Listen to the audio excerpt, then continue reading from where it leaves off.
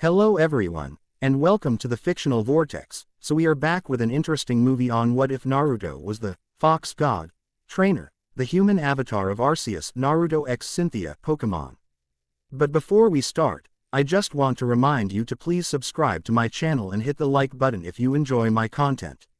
Let's start the story. Chapter 1. Convergence of Worlds. The morning sun cast long shadows across Konoha, painting the Hokage monument in hues of gold and amber as Naruto Uzumaki stood atop the Hokage Tower. At 23, he'd grow into his responsibilities as one of the village's most respected jonin. His blonde hair, longer now and framing a more angular face, stirred in the gentle breeze carrying scents of forest pine and distant meadows. Something felt different today. The air hummed with unfamiliar energy, like static before a storm, yet distinctly alive. Naruto closed his eyes, extending his senses as Kurama stirred within him. You feel it too, don't you? Naruto directed his thoughts inward. Yes, the Nine-Tails' voice rumbled through his consciousness. Something is shifting between worlds. Ancient barriers thinning. Naruto's eyes snapped open. The fox rarely spoke with such cryptic reverence. Before he could probe further, a flicker of movement caught his peripheral vision, something small and brown darting between rooftops. Instinct took over. In a fluid motion honed through years of training, Naruto leapt from the tower, chakra cushioning his landing on a neighboring building. The creature paused, turning to face him with intelligent eyes. It stood on hind legs, reaching barely to his knees, with a cream-colored belly and a zigzagging tail that ended in what appeared to be a lightning bolt. "What are you?" Naruto murmured, crouching to appear less threatening. Raichu. The creature responded, its voice musical and entirely unlike any animal Naruto had encountered. Within him, Kurama suddenly became alert. Naruto, I recognize this energy signature. It's not from our world, yet, somehow familiar. The creature, Raichu, it seemed to call itself, tilted its head curiously. Electricity crackled around its cheeks as it studied Naruto with equal fascination. When Naruto extended his hand, the creature cautiously approached, sniffing his fingers before allowing a gentle touch to its head. A jolt of recognition passed between them. Images flooded Naruto's mind. Vast regions teeming with creatures like this one, but in countless varieties, humans working alongside them in harmony.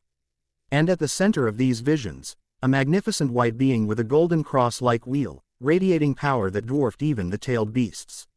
Arceus, the name surfaced unbidden in Naruto's mind. The connection broke when a voice called from below. Uzumaki-san, the Hokage requests your presence immediately. Naruto blinked, disoriented. The creature took advantage of his momentary distraction to dart away, disappearing over the rooftops. He stared after it, then glanced at his hand where phantom electricity still tingled against his skin. Tell Kakashi-sensei I'll be right there, he called down to the messenger. As Naruto made his way to the Hokage's office, 3 more strange creatures crossed his path, a purple rat-like being scurrying through an alley. A small bird with reddish-brown feathers perched alongside native species, and what appeared to be a floating purple gas with eyes quickly dissipating when spotted. None of the villagers seemed particularly alarmed, though many pointed and stared in wonder. The village had grown accustomed to oddities since the end of the Fourth Shinobi War 5 years ago. Peace had allowed for exploration and discovery. But these creatures represented something entirely unprecedented. Inside the Hokage Tower, Naruto found not only Kakashi but also Shikamaru, Sakura, and several Anbu officers gathered around a large map spread across the desk. Ah, Naruto, Kakashi's visible eye curved in his characteristic smile, though tension lined his posture. I assume you've noticed our visitors. Hard to miss them, Naruto replied. Approaching the map, red markers dotted the lands surrounding Konoha. What's going on? Shikamaru sighed, running a hand through his hair. Troublesome as it sounds, we appear to be experiencing some kind of interdimensional phenomenon. These creatures, Pokémon, Naruto interrupted, the foreign word feeling strangely natural on his tongue. Everyone turned to stare at him. What did you say? Sakura asked. Pokémon, Naruto repeated, unsure how he knew this. That's what they're called. Kakashi studied him intently. And you know this how, exactly? Naruto hesitated. I encountered one on the rooftops. When I touched it, I saw things. Another world, different from ours but somehow connected. He glanced at the map again. These sightings started recently. 3 days ago, Shikamaru confirmed. Initially just 1 or 2 reports, but they're increasing exponentially. We've received messages from other hidden villages reporting the same phenomenon. Which brings us to why I called you here, Kakashi said, pulling a sealed scroll from his desk. This arrived an hour ago via a method I've never seen before, some kind of bird that vanished in a flash of light after delivering it. The scroll bore unfamiliar markings, not quite fuinjutsu but similarly complex. As Kakashi broke the seal, the paper glowed briefly before revealing elegant script. It's a diplomatic communication, Kakashi explained, from something called the Pokémon League. Apparently, their world is experiencing the same phenomenon in reverse, chakra manifestations. Even glimpses of shinobi appearing briefly before vanishing. They're sending a delegation, Shikamaru added. Led by someone called a champion, seems to be a position of significant authority. Naruto felt Kurama stir again. This is no coincidence, Naruto. The timing of these events, and your recent dreams. The dreams. For weeks, Naruto had been experiencing vivid visions of battling alongside magnificent creatures, of a voice calling to him across dimensions, of a wheel of light turning inside his chakra network. He'd dismissed them as strange fantasies, but now, when does this delegation arrive? Naruto asked, his voice steadier than he felt. That's the thing, Kakashi replied. According to this, they should be reaching our gates right about. Chuni. En burst into the office without knocking. Hokage-sama. Foreign visitors at the main gate. They're requesting entry and formal greeting. Now, Kakashi finished, rising from his seat. Naruto, Shikamaru, Sakura, with me. Let's greet our interdimensional guests. The delegation waiting at Konoha's gates consisted of 5 individuals, 4 dressed in what appeared to be specialized uniforms. One woman whose presence commanded immediate attention. Tall and elegant, she wore a long black coat over clothes that spoke of both practicality and status. Her long blonde hair fell past her waist, partially obscured by side-swept bangs that framed intelligent gray eyes. Those eyes surveyed the approaching shinobi with measured curiosity, lingering momentarily on Naruto before addressing Kakashi. Hokage Hatake, she spoke with a melodious accent, bowing respectfully. I am Cynthia, champion of the Sinnoh region and representative of the Pokémon League. Thank you for receiving us on such short notice. Kakashi returned the bow. Welcome to Konohagakure. I am Kakashi Hatake, 6th Hokage. These are my advisors, Shikamaru Nara, Sakura Haruno, and Naruto Uzumaki. When Cynthia's gaze met Naruto's, something electric passed between them, recognition without familiarity, like remembering a place never visited. Her eyes widened fractionally before she composed herself. The honor is ours, she responded, gesturing to her companions. These are members of the International Police and Pokémon researchers who have been tracking the dimensional anomalies. As introductions continued, Naruto found himself unable to look away from the champion. There was something about her energy signature that resonated with his own, almost as if she carries a fragment, ****. Kurama's voice interrupted his thoughts. A fragment of what? Naruto questioned silently. Of Arceus. Not unlike how humans here carry fragments of Kagaya's chakra, but different. More deliberate. Before Naruto could process this, one of the small devices on a researcher's belt began emitting a high-pitched alert. The man checked it with concern etching across his features. Champion Cynthia, he said urgently. We're detecting an unusual energy spike, similar to the spear pillar incident. Cynthia's expression shifted to one of practiced alertness. Location. Directly beneath us, the researcher replied, looking at the ground with apprehension. And rising rapidly, Naruto felt it simultaneously, a surge of malevolent chakra pulsing beneath the village streets.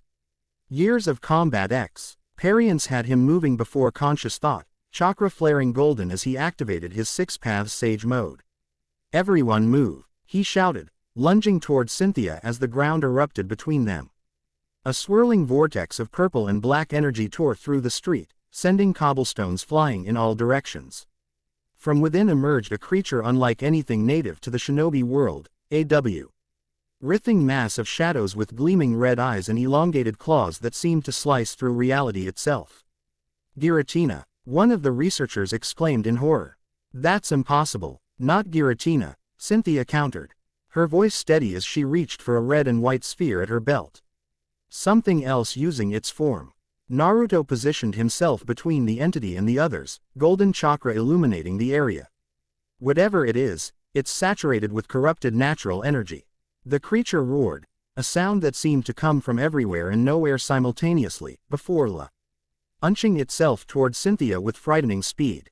Naruto's shadow clones materialized in its path, only to be dispersed with casual brutality. The creature wasn't targeting him, its focus remained fixed on the champion. In a fluid motion that spoke of years of battle experience, Cynthia threw the sphere she'd been holding.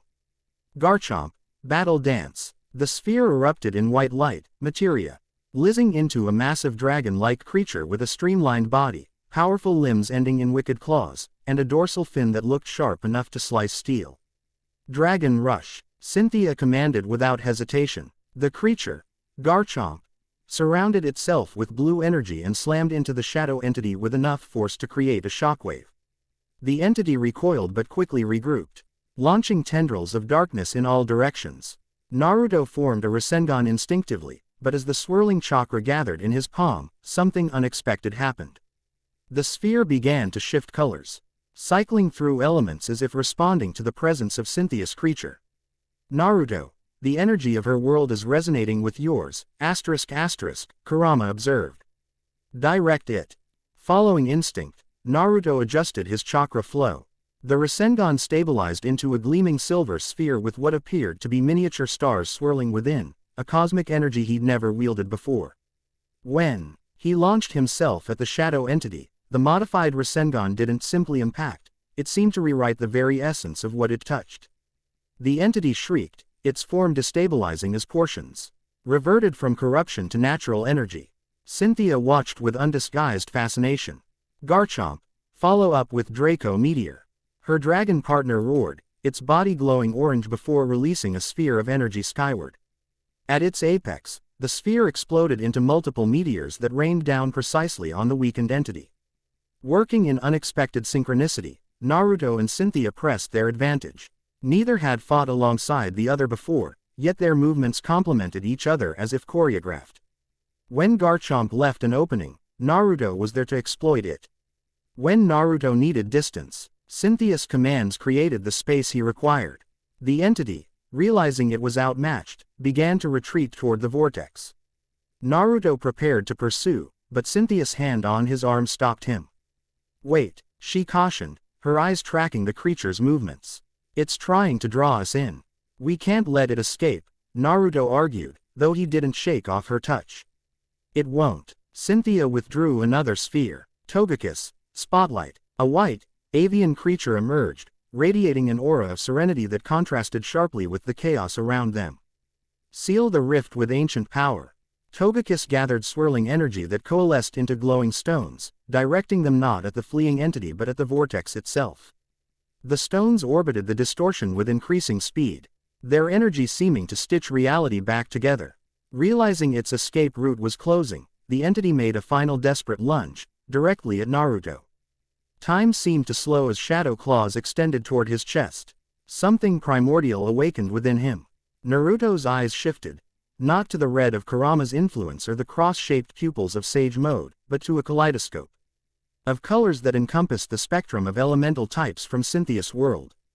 The wheel is turning, ***, Kurama observed with rare solemnity.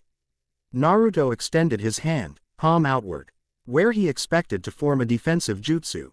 Instead, a miniature version of the golden wheel from his dreams materialized. The shadow entity collided with this manifestation and simply unraveled. Its corrupt energy purified and dispersed in a shower of light. The street fell silent, the vortex sealed with a final pulse from Togekiss's ancient power. Kakashi, Shikamaru, and Sakura stared at Naruto with expressions ranging from concern to awe.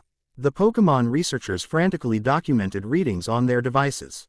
Only Cynthia appeared unsurprised, though her intensity had doubled as she studied Naruto with newfound certainty. It appears, she said quietly, that we've found what we came for. Naruto swayed slightly as the unfamiliar energy receded, leaving him lightheaded. The golden wheel vanished, and his eyes returned to their natural blue. What was that? He asked, looking from his hand to Cynthia. That, she replied, her voice carrying both reverence and scientific curiosity. Was the power of Arceus, the original one, creator of our world. She stepped closer, dropping her voice so only he could hear. And unless I'm mistaken, you've been chosen as its human avatar. Kakashi cleared his throat. Perhaps we should continue this discussion somewhere more private. The Hokage Tower has secure facilities. Cynthia nodded in agreement, recalling her Pokémon with graceful efficiency. As they walked, she positioned herself beside Naruto, their arms occasionally brushing in a way that felt both accidental and inevitable. I've spent my life researching Sinnoh myths, she said conversationally, though her eyes remained intensely focused.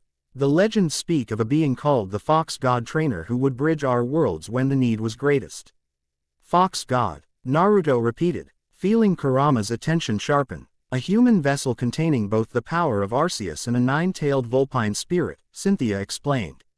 One who would command the respect of Pokémon and spirits alike, capable of channeling powers from both worlds. For years, I dismissed it as metaphorical, until the dimensional disturbances began. They passed through Konoha's streets, bustling with activity as villagers cleaned up after the brief battle. Several stopped to stare at the foreign visitors and their unusual devices, while others pointed at small Pokémon that had appearing in greater numbers since the rift's opening and closing. Your world is adapting quickly, Cynthia observed. In my experience, such rapid acceptance only occurs when there's a fundamental compatibility.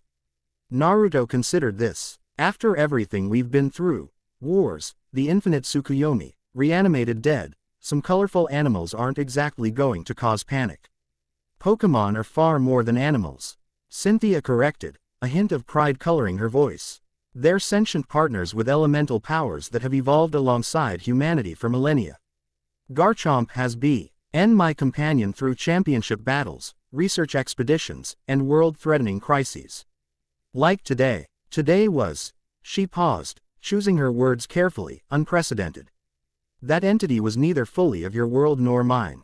It existed between dimensions, corrupted by something seeking to prevent exactly what just happened. Which was, your awakening, Cynthia stated simply. Quote, the manifestation of Arceus's power through a human vessel. Naruto fell silent, processing this. After everything he'd experienced, being Kurama's Jinchuriki, mastering Sage Mode, receiving Power F. Rom the Sage of Six Paths, he'd thought his days of unexpected destiny were behind him. Yet here he was, apparently chosen by another world's deity for reasons yet unknown. It makes a certain sense, Kurama commented internally. Your body has adapted to channeling immense energies. Few humans could survive direct contact with Arceus's power.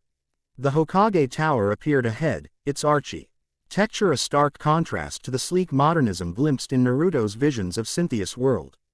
As they approached, Naruto noticed an unusual Pokémon perched on the rooftop, a fox-like creature with 9 flowing tails that shimmered with inner heat. Nanettles, Cynthia identified, following his gaze. A fire-type fox Pokémon said to live 1,000 years. Appropriate that one would appear now. The Nanettles locked eyes with Naruto, and he felt immediate kinship, not unlike his first connections with toads after signing the summoning contract. Without prompting, the fox Pokémon leapt gracefully from the roof, landing before him with dignified poise. 9, it greeted, its voice melodic yet carrying unmistakable intelligence. A distant cousin, Kurama remarked with surprising warmth. Their evolution diverged from our own when the worlds separated eons ago. Naruto crouched, extending his hand as he had with the Raichu earlier. The Nanettles approached without hesitation, pressing its muzzle against his palm. Unlike the electric jolt from before, this connection brought a flood of memories that weren't his own, centuries of watching the boundary between worlds, guarding ancient knowledge.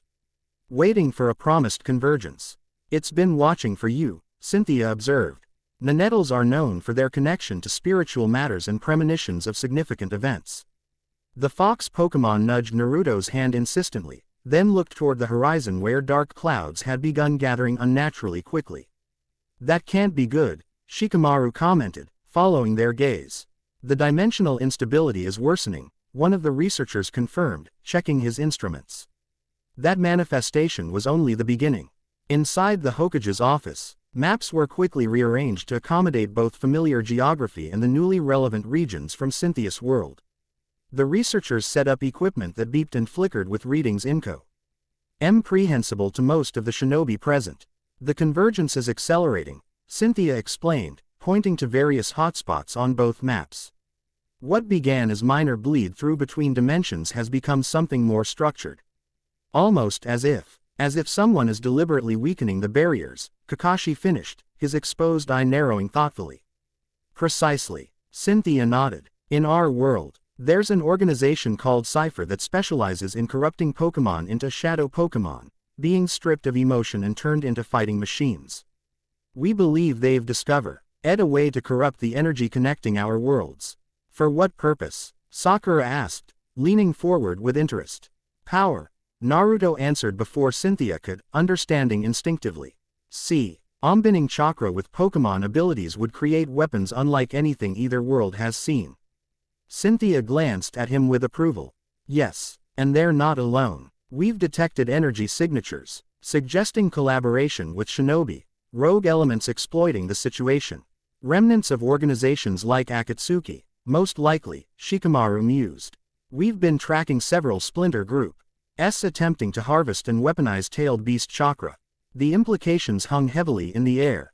Two worlds, each with their own dangerous elements, now finding common cause in exploitation. Through it all, the Nenettles remained by Naruto's side, occasionally nudging his hand when certain locations were mentioned. Each touch brought flashes of insight: ancient temples, hidden shrines, and places where the barrier between worlds had always been thinnest. "There's something I don't understand," Naruto finally said, breaking a momentary silence. "Why me? Why now?" Cynthia exchanged GLANCES with her researchers before responding. "According to our calculations, the natural cycle of dimensional thinning occurs approximately every 1,000 years. The last recorded convergence coincides with the era of the Sage of Six Paths in your history." "Hagoromo," Naruto murmured. "Yes, we believe he may have been the previous avatar of Arceus in this world, though the records are fragmentary at best. What we do know is that each convergence requires a guardian, someone capable of maintaining balance as the worlds temporarily merge." Outside, thunder rumbled as the storm clouds continued gathering. The Nenettles' tails bristled with tension. "The convergence isn't the only threat," Cynthia continued. "It's the opportunity it presents to those who would exploit it. Without a fully awakened fox god trainer to regulate the flow of energy between dimensions, the damage could be catastrophic." "So I'm supposed to, become some interdimensional peacekeeper?" Naruto asked, not entirely comfortable with yet another destiny being thrust upon him. Cynthia's expression softened slightly. "I understand your reluctance. I've spent my life balancing the responsibilities of champion with my own desires and interests. But some roles choose us rather than the reverse." Their eyes met again, and Naruto found himself unable to look away from the depth of understanding in her gaze. Here was someone who knew what it meant to carry weighty responsibility while remaining fundamentally herself. "She carries wisdom beyond her years, Kurama commented. "And power to match, though different from our own." The moment was interrupted by an urgent knock. A Jonin entered, water dripping from his uniform. "Hokage-sama, we're receiving reports of unusual weather patterns throughout the Land of Fire. Animals are behaving strangely, and there are sightings of creatures appearing and disappearing at random. More Pokémon crossing over," one of the researchers explained. "The storm is accelerating the process." Cynthia turned to Naruto. "We need to stabilize the energy flow. The initial site of convergence should be nearby, somewhere significant to both worlds." The Nenettles nudged Naruto again, sharing another vision, a familiar valley carved by legendary combat. "The Valley of the End," Naruto said with sudden certainty. "Where Hashirama and Madara fought. Where Sasuke and I had our final battle. It's always been a place where destinies collide." Cynthia nodded. "Then that's where we need to go, immediately. If my theory is correct, your partial awa. Kenning earlier has accelerated the process. We may have hours rather than days before a full-scale convergence occurs. Kakashi quickly organized teams. Shikamaru would coordinate village defenses. Sakura would prepare medical units for potential casualties, while he would contact other Kage about similar phenomena in their regions. Naruto, go with champion Cynthia, he instructed. If you are indeed this fox god trainer, you're our best hope for stabilizing the situation. Rain had begun falling in sheets as Naruto and Cynthia prepared to depart. The Nenettles shook water from its coat disdainfully before looking expectantly at Cynthia. Understanding the unspoken request, she offered a Pokeball. Would you like to join us more formally? It seems you've already chosen your trainer. The fox Pokémon nodded regally, tapping its muzzle against the button on the sphere and dissolving into red light. The ball shook once in Cynthia's hand before settling with a soft chime. She immediately released Nenettles again, then held the ball out to Naruto. Your first Pokémon partner, she said with a small smile. Though I suspect not your last. Naruto accepted the Pokeball, feeling its weight, physical and symbolic, in his palm. I've never been good at refusing responsibility, he admitted ruefully. It's part of what qualifies you for this role, Cynthia replied. Now, shall we see what awaits us at the Valley of the End? They departed Konoha at shinobi speed, Cynthia keeping pace effortlessly atop her Togekiss while Naruto ran alongside, the Nenettles matching his stride. The storm intensified around them, lightning illuminating a landscape increasingly dotted with unfamiliar flora and occasional glimpses of Pokémon taking shelter. The worlds are bleeding into Aya. See each other more rapidly than I anticipated, Cynthia called over the howling wind, her hair whipping behind her despite the protective barrier Togekiss maintained. We're running out of time. As they approached the Valley of the End, the reason became apparent. Where once two massive statues had faced each other across a waterfall, now a swirling vortex of energy pulsed and expanded. Fragments of reality seemed to peel away at its edges, revealing glimpses of another world superimposed over their own. Modern cities alongside forests, mountains where none had stood before. And surrounding the vortex, engaged in battle with Anbu who had arrived ahead of them, were figures in matching uniforms bearing a familiar symbol. Team Cypher, Cynthia identified grimly. They've already begun. THE operatives commanded shadow Pokémon, creatures surrounded by dark auras, their eyes glowing an unnatural red. Alongside them fought shinobi wearing modified headbands bearing both the Cypher emblem and symbols of various rogue ninja factions. They're using sealing techniques to stabilize the dimensional tear, Naruto observed, his enhanced vision picking out complex arrays positioned around the vortex. Trying to make it permanent. Quote, we need to disrupt the seals, Cynthia agreed. Togekiss, prepare Aura Sphere. Her Pokémon began gathering blue energy between its wings while Naruto created a squadron of shadow clones. The Nenettles beside him bristled, its tails glowing with imminent fire. Ready, he asked both his companions. Always, Cynthia replied with the calm confidence of a champion who had faced world-threatening crises before. They launched their assault simultaneously, Togekiss's aura sphere blazing toward one seal array while Naruto's clones targeted others. The Nenettles unleashed a magnificent fire blast that cleared a path through enemy ranks. Chaos erupted as Cypher operatives and rogue ninja scrambled to defend their position. Shadow Pokémon clashed Naruto's clones while jutsu and Pokémon moves created a battlefield unlike any in either world's history. Fighting back-to-back with Cynthia felt strangely natural to Naruto, as if they'd trained together for years rather than met hours ago. When a Shadow Tyranitar threatened to overwhelm his position, her Garchomp intervened without command.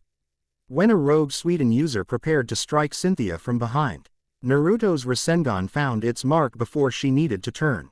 We need to reach the center, Cynthia called as they fought through another wave of opponents. The dimensional distortion is becoming self-sustaining. Indeed, the vortex had grown, now nearly encompassing the entire valley. Reality rippled around its edges, the waterfall flowing upward in defiance of gravity in some places while freezing mid-cascade in others. As they pressed forward, Naruto felt something stirring within, not Kurama's chakra but the new energy that had manifested earlier. The golden wheel flickered in his mind's eye. turning incrementally with each step toward the vortex's heart. Your awakening approaches completion, Kurama observed. The proximity to the convergence point is accelerating the process. A shout drew their attention skyward. Atop what remained of Hashirama's statue stood a figure in elaborate cipher regalia, his face concealed behind a mask depicting a distorted Arceus. The fox god arrives as prophesied, the figure announced, voice amplified by both technology and chakra. Right on schedule, Karen, Cynthia hissed, recognition and disgust evident in her tone. Former galactic scientist turned cipher commander. He should be imprisoned. Imprisonment is such a limiting concept when one has access to multiple dimensions, Karen replied, spreading his arms theatrically. I must thank you, champion, for leading our guest of honor directly to us. The ritual requires the fox god's presence to complete. Ritual? Naruto questioned, even as he felt energy surging around them. The merging of powers, Karen explained with academic detachment. Arceus and the Nine Tails, Pokémon energy and chakra, all flowing through a single vessel we can control. He gestured to complex machinery embedded in the remaining statue. Once fully awakened and harvested, your energy will power the permanent gateway between worlds. You're insane, Cynthia stated flatly. The environmental and psychological damage from an uncontrolled merger would be catastrophic for both worlds. Progress requires sacrifice, Karen dismissed with a wave. And speaking of sacrifice, he activated a device on his wrist. The sealing arrays around the vortex pulsed with malevolent energy, and the dimensional tear widened dramatically. From within emerged more Shadow W creatures, not Pokémon but corrupted natural energy given form, similar to the entity that had attacked in Konoha but larger and more numerous. These Shadow Giratina fragments will keep you occupied while the awakening completes, Karen announced. After all, we need you alive but not necessarily in control. The shadow entities surrounded them, cutting off retreat. Naruto counted at least 20, each radiating malevolence that made his skin crawl. Beside him, Cynthia released her remaining Pokémon, a Lucario, Melodic, Spiritomb, and Roserade joining Garchomp and Togekiss in a protective formation. We fight through to the control mechanism, she directed calmly. My team can handle the shadows, you focus on Karen. Naruto nodded, gathering chakra for what promised to be an intense battle.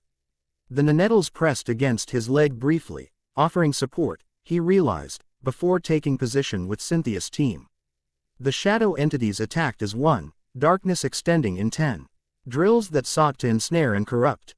Cynthia's Pokémon responded with practiced precision, Togekiss creating shields of fairy energy, Garchomp slicing through shadows with Dragon Claw, Lucario firing precise aura spheres at vital points, while Melodic, Spiritomb, and Roserade provided supporting attacks from different elemental angles.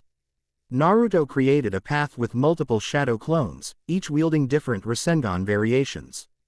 As he fought, he noticed something unexpected. His chakra was naturally incorporating elements from Cynthia's Pokémon moves, creating hybrid techniques he'd never imagined. When he channeled Wind Chakra, it carried traces of Togekiss's fairy-type energy, slicing through shadows with particular effectiveness. His earth-natured attacks resonated with Garchomp's ground-type power, creating fissures that trapped shadow tendrils. The wheel continues turning, Kurama noted with fascination.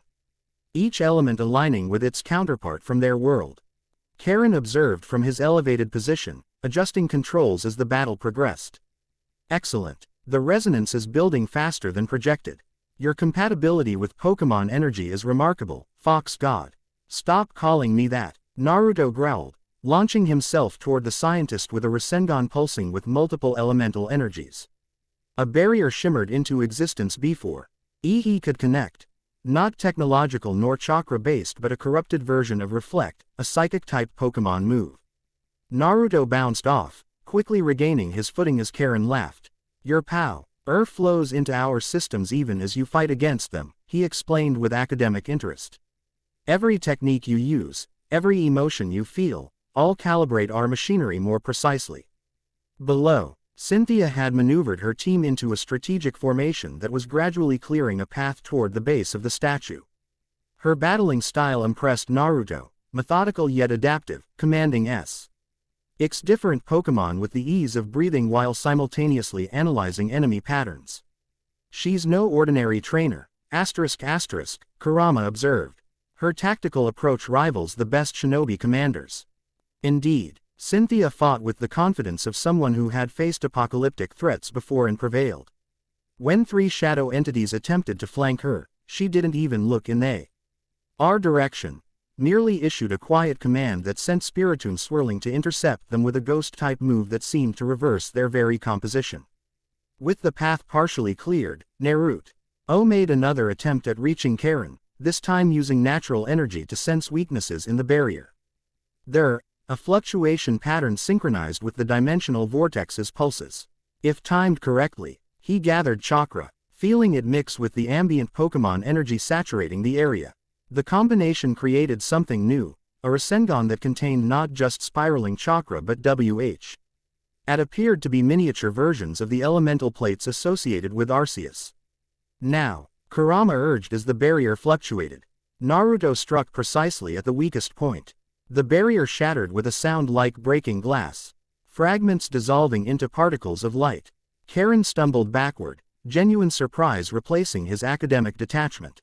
Impossible. The calculations were perfect. You calculated wrong, Naruto replied, advancing steadily. You assumed I'd fight this power rather than accept it. Indeed, instead of resisting the energy flowing through him, Naruto had begun channeling it intentionally. The golden wheel materialized more substantially now, rotating slowly above his outstretched hand. With each turn, another elemental plate clicked into place: fire, water, electric, grass, and more. Representing the 17 types of Pokémon energy. Even better, Karen recovered quickly, adjusting dials on his control panel. Full manifestation will make extraction more efficient. From below, Cynthia's voice carried over the chaos. Naruto, the machinery is drawing power from the statues themselves. They were built on a natural convergence point.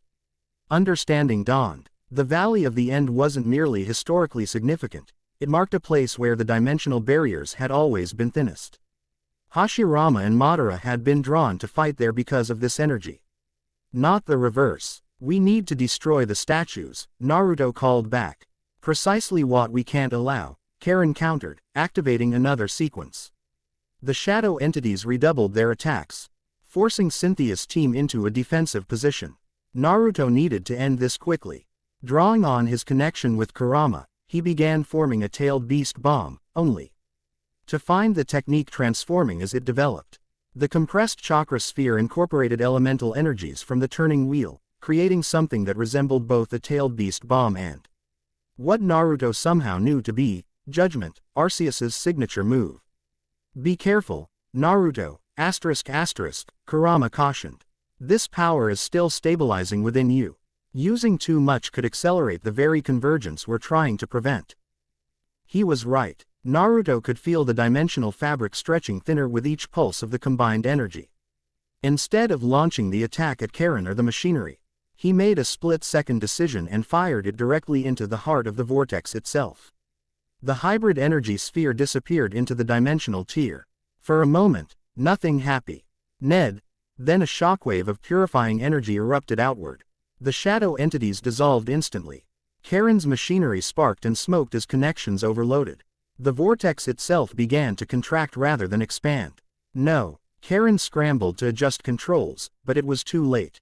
The equipment was failing, its corrupting influence on the natural convergence process neutralized. Cynthia seized the opportunity, commanding her Garchomp to target the weakened base of Madara's statue with a devastating Draco meteor. Simultaneously, her Lucario launched an aura sphere at precise structural AK points that only fighting types could perceive. The massive stone figure began to crumble, taking Karen's primary equipment array with it. The scientist himself lost his footing as the platform beneath him gave way.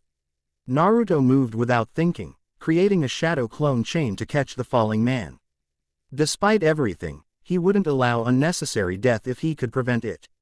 As Karen dangled from the clone chain, his mask slipped, revealing a face twisted with bitter amusement. You truly are the fox god, compassionate to a fault. Just as the prophecy foretold.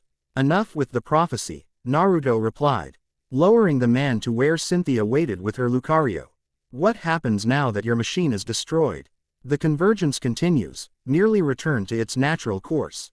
Karen explained with the detached interest of a scientist observing an experiment. You've prevented the forced permanent merger, but not the temporary one that occurs every millennium. That cannot be stopped, only guided. Cynthia directed her Lucario to secure Karen with restraints that suppressed both chakra and Pokémon abilities, technology Naruto hadn't seen before but immediately appreciated. He's right about that much, she confirmed, looking toward the vortex which had stabilized into a smaller, more defined opening. The natural convergence will last approximately 3 months, during which elements of both worlds will continue bleeding into each other. After that, the dimensions will separate again for another 1,000 years. 3 months of chaos, Naruto mused, watching as the storm above began to dissipate, the worst of the dimensional disturbance neutralized by his actions.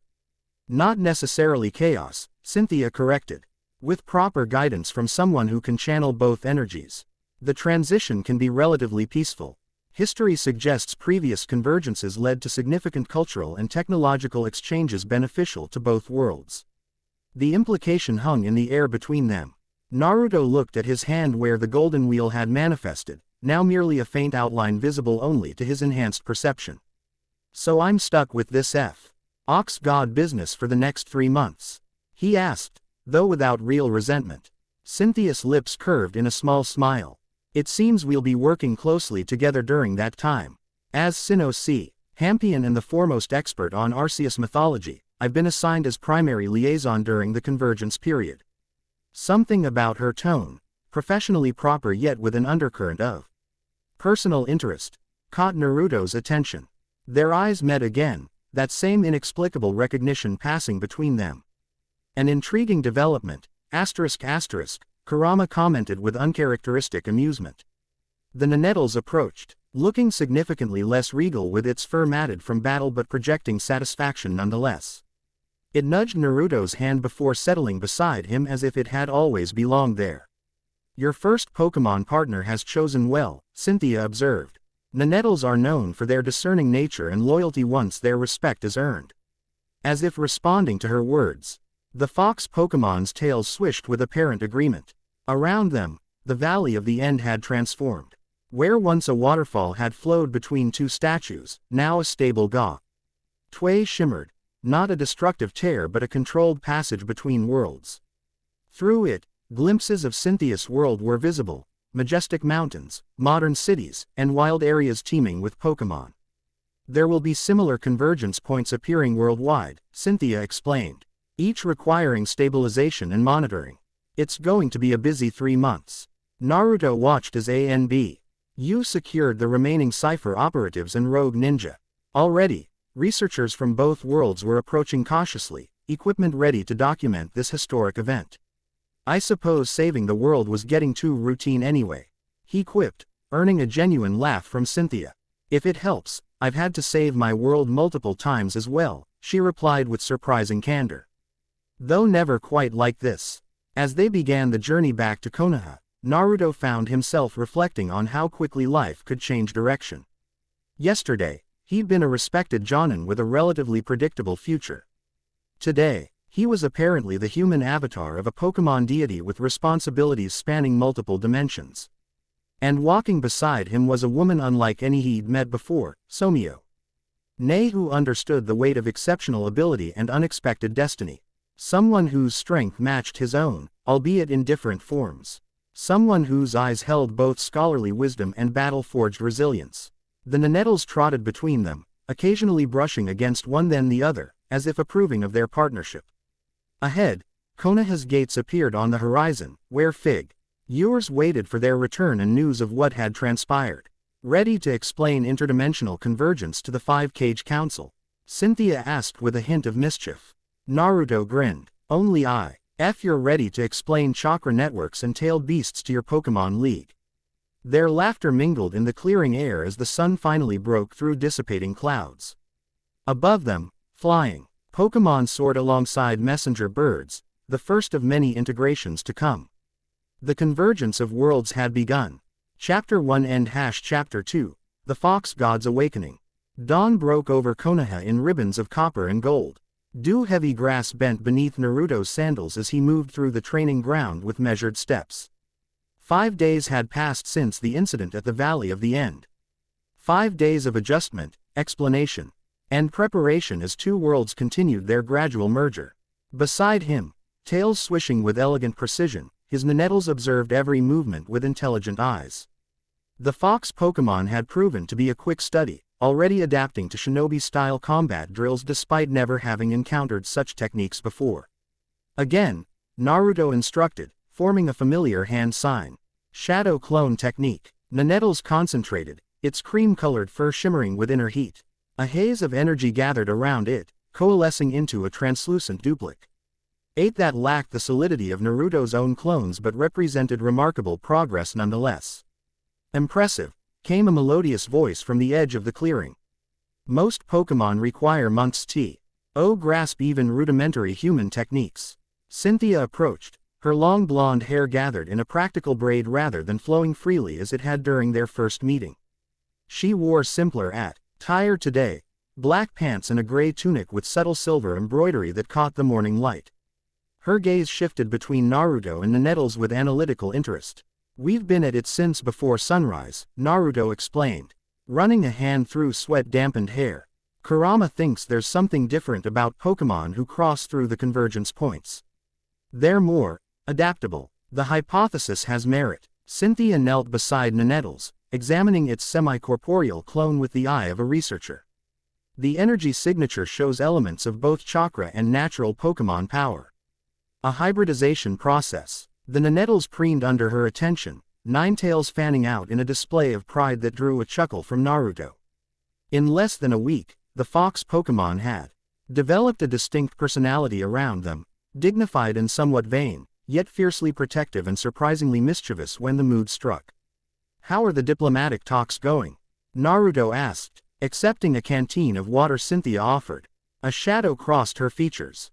"Complex. The Pokémon League representatives are eager for cultural exchange, but cautious about military applications of chakra.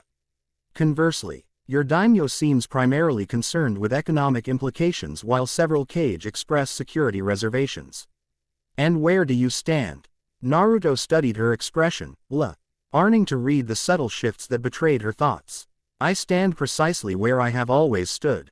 Cynthia's voice took on a professor's cadence, measured and precise. "At the intersection of preservation and progress. These worlds were once unified. Their separation was not natural but a consequence of ancient conflicts. The convergence offers opportunity for healing old wounds, provided we manage it responsibly." Their conversation paused as a butterfly-like Pokémon, a beautifly, Naruto had learned to identify, fluttered past, pursued by an enthusiastic Konohamaru armed with a sketchbook.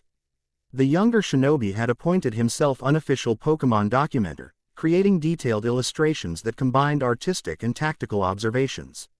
"The village is adapting quickly," Cynthia noted as Konohamaru disappeared into the trees, still in pursuit.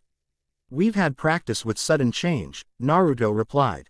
He gestured toward the Hokage monument where scaffolding indicate ongoing repairs from previous conflicts. "But this is different. Less threatening, more fascinating." "For most," Cynthia agreed, though her tone suggested exceptions existed.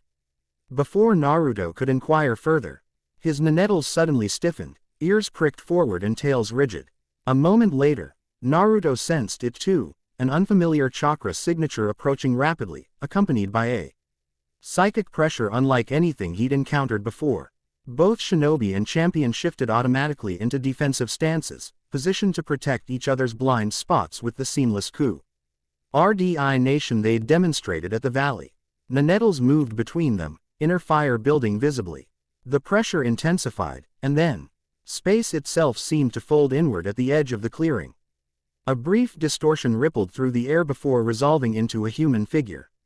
A woman materialized where empty space had been moments before, tall and elegant, with straight purple-black hair framing a face of striking, almost severe beauty. Her eyes, a penetrating shade of crimson, surveyed the clearing with unsettling intensity before settling on Naruto. Teleport. Cynthia identified the technique, tension easing from her posture. "Sabrina." The newcomer inclined her head slightly. "Champion." Her voice carried an odd harmonics, as if multiple tones spoke in perfect unison. I apologize for the unannounced arrival. But conventional transportation proved insufficient. Naruto studied the woman carefully. Though she wore no visible headband or insignia, her posture and energy control spoke of intensive training.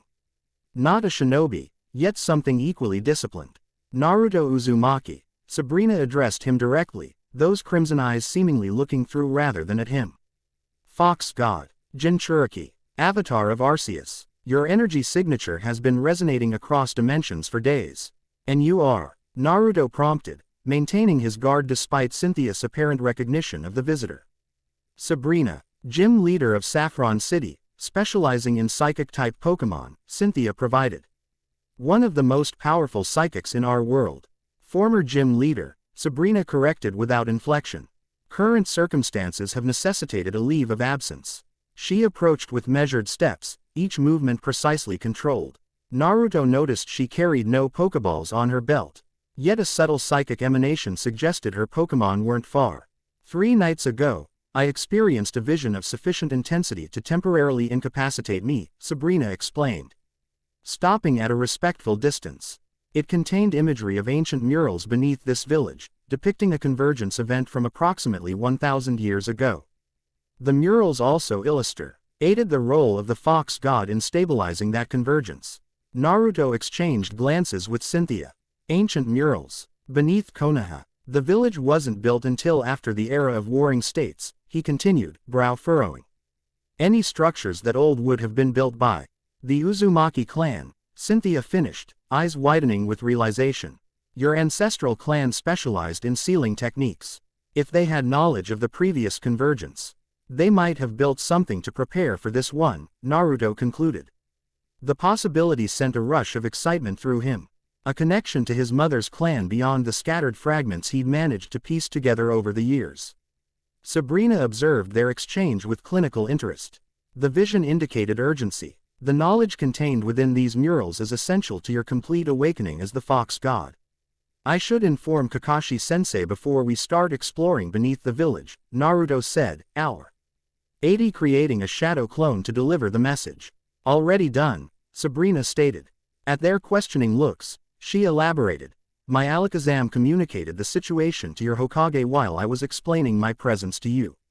He has granted provisional authorization pending his personal arrival. Cynthia's lips curved slightly, still circumventing bureaucracy with psychic efficiency. I see. Omething almost resembling amusement flickered across Sabrina's severe features.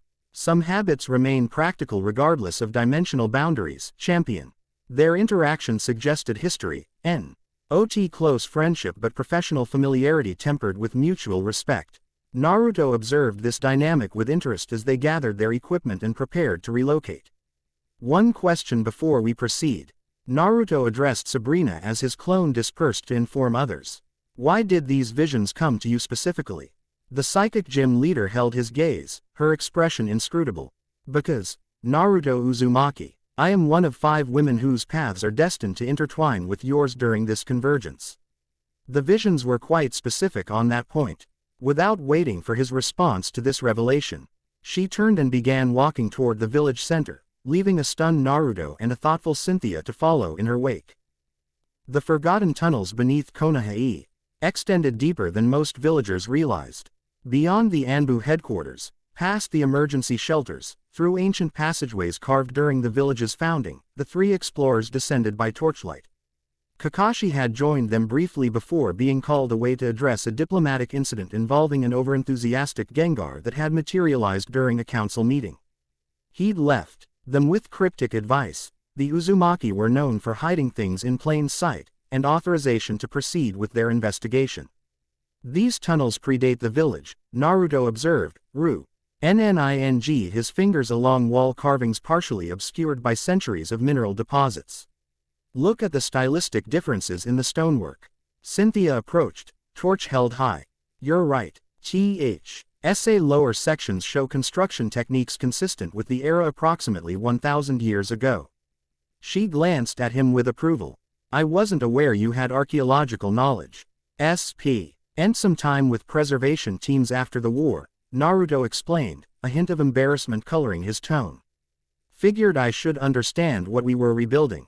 Behind them, Sabrina moved in absolute silence, her eyes glowing faintly as she extended her psychic awareness through the tunnels.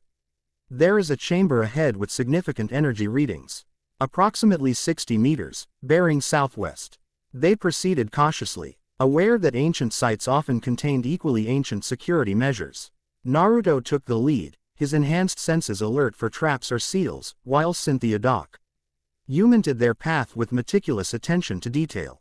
Sabrina appeared to be in a partial meditative state, occasionally murmuring coordinates or warnings about unstable sections. The tunnel Eventu Ally opened into a circular antechamber supported by columns carved with spiral patterns, the Uzumaki clan symbol integrated into complex ceiling arrays. This writing, Cynthia moved closer to one column, studying the faded inscriptions with scholarly intensity. It's a hybrid script, elements of ancient Johto language combined with what I assume is your world's old writing system. Naruto approached another column, experiencing an odd sense of familiarity. Without conscious thought, his fingers traced a specific spiral pattern. The moment his skin contacted the stone, the seal illuminated, with soft blue light that quickly spread to the other columns, filling the chamber with gentle radiance. Blood recognition seal, he identified, surprised. It responded to my Uzumaki lineage. As the light stabilized, the true nature of the chamber revealed itself. The circular walls were covered in elaborate murals depicting a story that unfolded sequentially around the room. The images showed two worlds, initially separated, then gradually merging as figures on both sides worked in concert to manage the convergence. Central to the murals was a recurring figure, a human silhouette surrounded by both 9 fox tails and the distinctive wheel of Arceus. The fox god, Sabrina identified, approaching the central panel. Though the previous incarnation appears different from you. Indeed, the figure depicted had long red hair rather than Naruto's blonde, an Uzumaki trait. Yet the essence of the role remained consistent. A bridge between worlds, a vessel for dual energies, a focal point for stabilizing the convergence. This confirms my research, Cynthia said, her voice hushed with academic reverence as she documented the murals with a small camera device. The fox god isn't merely a legend but a recurring role during each convergence. And the Uzumaki clan's sealing expertise originated from knowledge gained during previous convergence events. Naruto moved slowly around the chamber, absorbing the story told in painted scenes. One panel showed the fox god surrounded by 5 distinct feminine figures, each representing different elements or aspects. Another depicted a confrontation with shadowy entities similar to those they'd fought at the Valley of the End. It's all here, he murmured. A blueprint for what we're experiencing now. As he reached the final panel, Naruto froze. The mural showed the fox god with hands outstretched, physically separating the converging worlds while channels of energy flowed through the figure's body. The strain was evident in the painted expression, suggesting significant sacrifice. Sabrina appeared beside him, studying the image with clinical detachment. The ultimate role of the fox god, she observed, to ensure the convergence ends with proper separation rather than catastrophic merger. That's not exactly encouraging, Naruto replied, unease settling in his stomach. Knowledge, not encouragement, is the purpose of this chamber, Sabrina countered, though her tone softened fractionally. However, note that the figure survives the process. Exhausted but intact, Cynthia joined them, her expression thoughtful. The previous fox god didn't have your unique advantages, Naruto. Your body has already adapted to containing Kurama's chakra, and your Uzumaki lineage grants you exceptional vitality. She's right, Kurama rumbled within Naruto's consciousness. Your ancestors built this chamber not to frighten future vessels but to prepare them. Before Naruto could respond, something at the center of the chamber caught Cynthia's attention. Partially recessed into the floor was a circular stone dais engraved with both ceiling formulas and patterns reminiscent of the designs associated with Arceus. This appears to be some kind of activation point, she hypothesized, kneeling to examine it more closely. Likely designed to respond to the fox god specifically. Naruto approached cautiously, sensing subtle energy emanating from the stone circle. What do you think it does? The configuration suggests an information transfer mechanism, Sabrina offered, her psychic senses probing the structure. similar to devices in Saffron City's Sylph Company that impart technical knowledge directly to the mind. Ancient memory transfer through sealing techniques, Naruto mused, recognizing NTS from his limited study of Uzumaki sealing methods. My mother used something similar to implant her chakra and message within my own seal. Decision made, he stepped onto the dais. Immediately, the engraved patterns illuminated. Lines of chakra-responsive ink flowing like liquid light across the stone surface. The spiral patterns began rotating in alternating directions, creating a three-dimensional matrix that rose to surround Naruto. Are you certain this is wise? Cynthia questioned, concern evident in her voice. Naruto met her gaze through the swirling light patterns. My ancestors left this for the next fox god. I need to know what they learned. The matrix closed around him, forming a dome of light that obscured him from the other's view. Inside, Naruto experienced a sudden stillness as the chamber around him seemed to fade. In its place appeared a figure, a red-haired man with familiar facial features and the unmistakable whisker marks that Naruto himself bore. Greetings, descendant. The figure spoke in an ancient dialect that Naruto nonetheless understood perfectly. I am Ashina Uzumaki, fox god of the previous convergence. I have waited 1,000 years to share what I learned. The apparition, a chakra imprint preserved through sophisticated sealing, approached Naruto with an assessing gaze. You bear the 9 tails, as I did, Ashina observed. But your relationship appears different. Fascinating. The wheel turns, yet patterns shift. You were a Jinchuriki too? Naruto asked, surprised that this detail hadn't appeared in any history he'd studied. Ashina nodded, the first to willingly accept the partnership, though that tale is for another time. I am here to guide your awakening, for the mantle of Fox God requires more than simply containing dual energies. It demands conscious integration. Outside the light dome, Cynthia and Sabrina watched with respective expressions of academic fascination and psychic concentration. His energy signature is changing, Sabrina reported, her crimson eyes glowing as she monitored the process. Not increasing in magnitude but reorganizing. Becoming more structured. The ancient fox god is Tiak. Him to properly channel Arceus's power, Cynthia hypothesized. Similar to how Pokémon trainers help their partners refine move execution. Inside the dome, Naruto listened as Ashina explained the fundamental nature of the convergence and the fox god's role within it. The worlds were originally one, the ancient Uzumaki explained, creating visual representations with chakra. The separatio occurred during a conflict between powers beyond mortal comprehension. What your companion would recognize as Arceus and what our people knew as the Sage of Six Paths, though both names represent limited understandings of these entities. Quote, the visualization showed the original world splitting into 2 distinct realities, each developing along separate evolutionary paths. The separation was incomplete, Ashina continued. Certain energies remained connected. What became chakra in our world and Pokémon power in the other? Every 1,000 years, the natural resonance between these energies creates a temporary reconvergence. And the fox god maintains balance during this period, Naruto concluded. Precisely. Without a vessel capable of channeling both energies, the convergence becomes chaotic, causing dimensional instabilities, environmental disasters, and eventually, complete collapse of both worlds. Ashina's expression grew grave. However, there exist entities that seek to exploit the convergence for their own purposes. In my time, they called themselves the Shadow Conclave. They sought to use the fox god's power to force a permanent merger under their control. We've already encountered something similar. Naruto informed him. A group called Cypher with similar ambitions. Different names, same ambition, Ashina dismissed. Power seekers exist in all eras. More concerning are those from beyond both our worlds, watchers in the dimensional void who see the convergence as an opportunity to invade.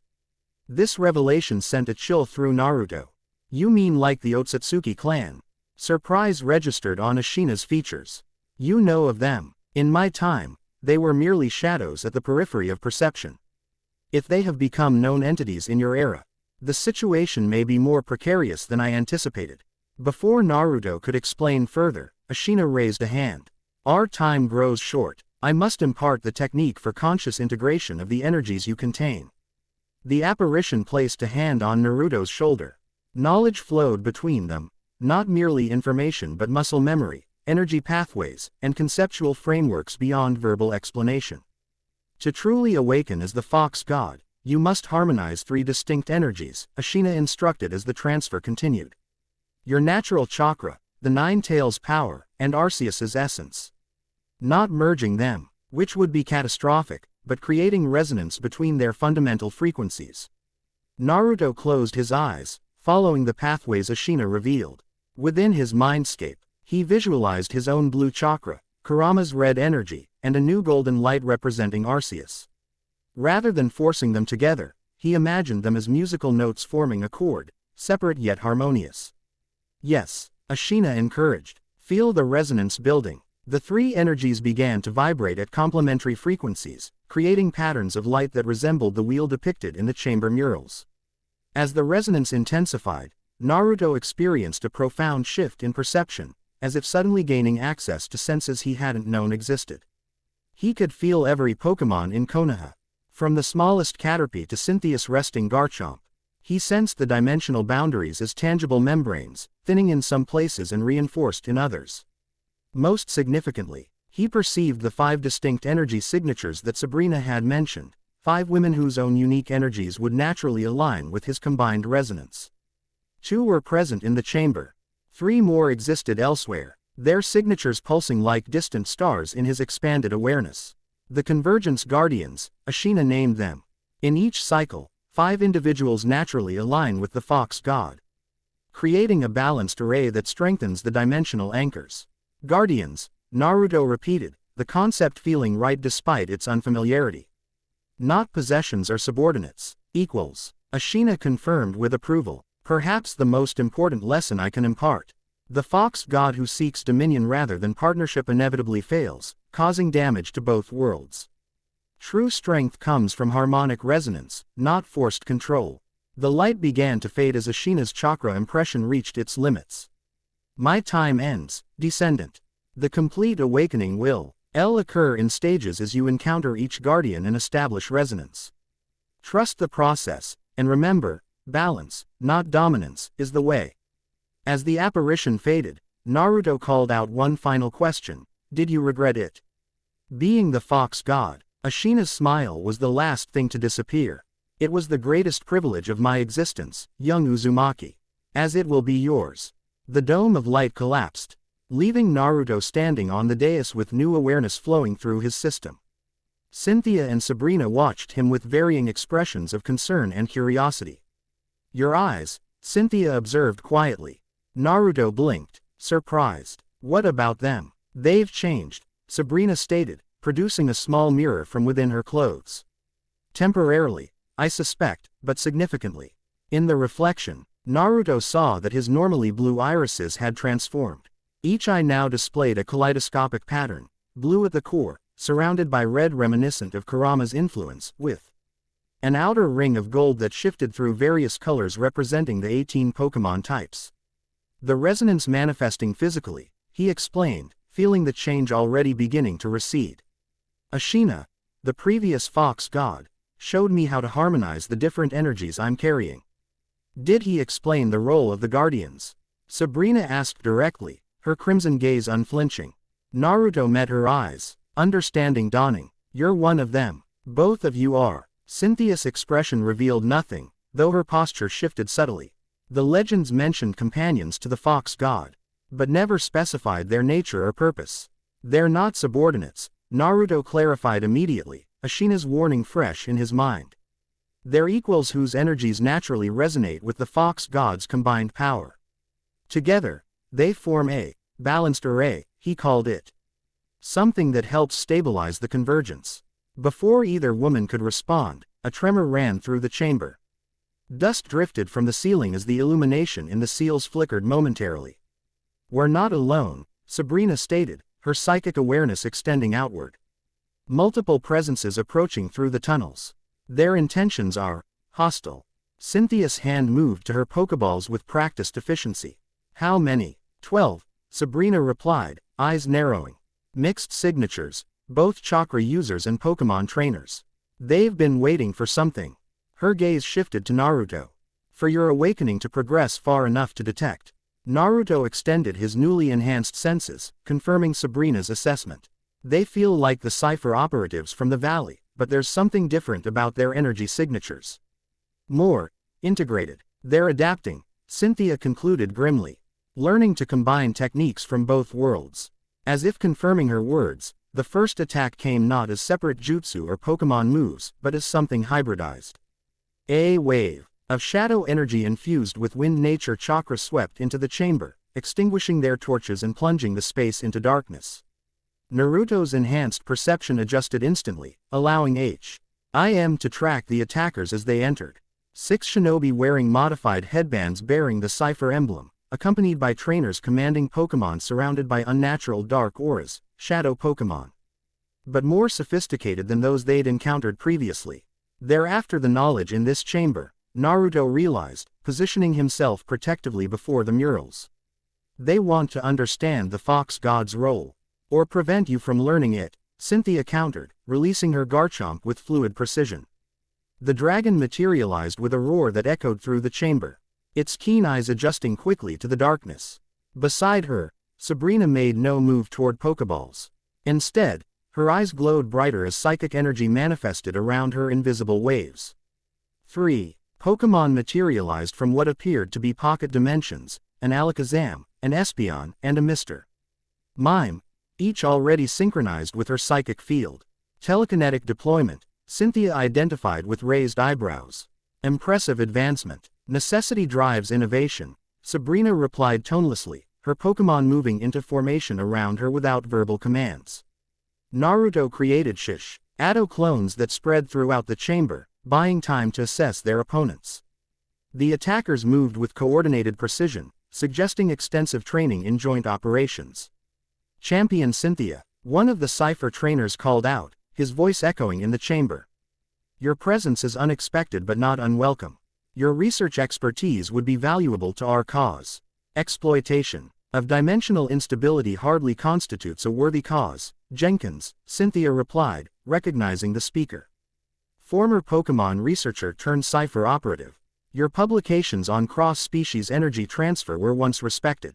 And will be again, when we perfect the integration process, Jenkins responded. His shadow Pokémon, a corrupted Dusknoir with eyes glowing an unnatural red, hovered menacingly at his side. What we've achieved with shadow Pokémon is merely the beginning.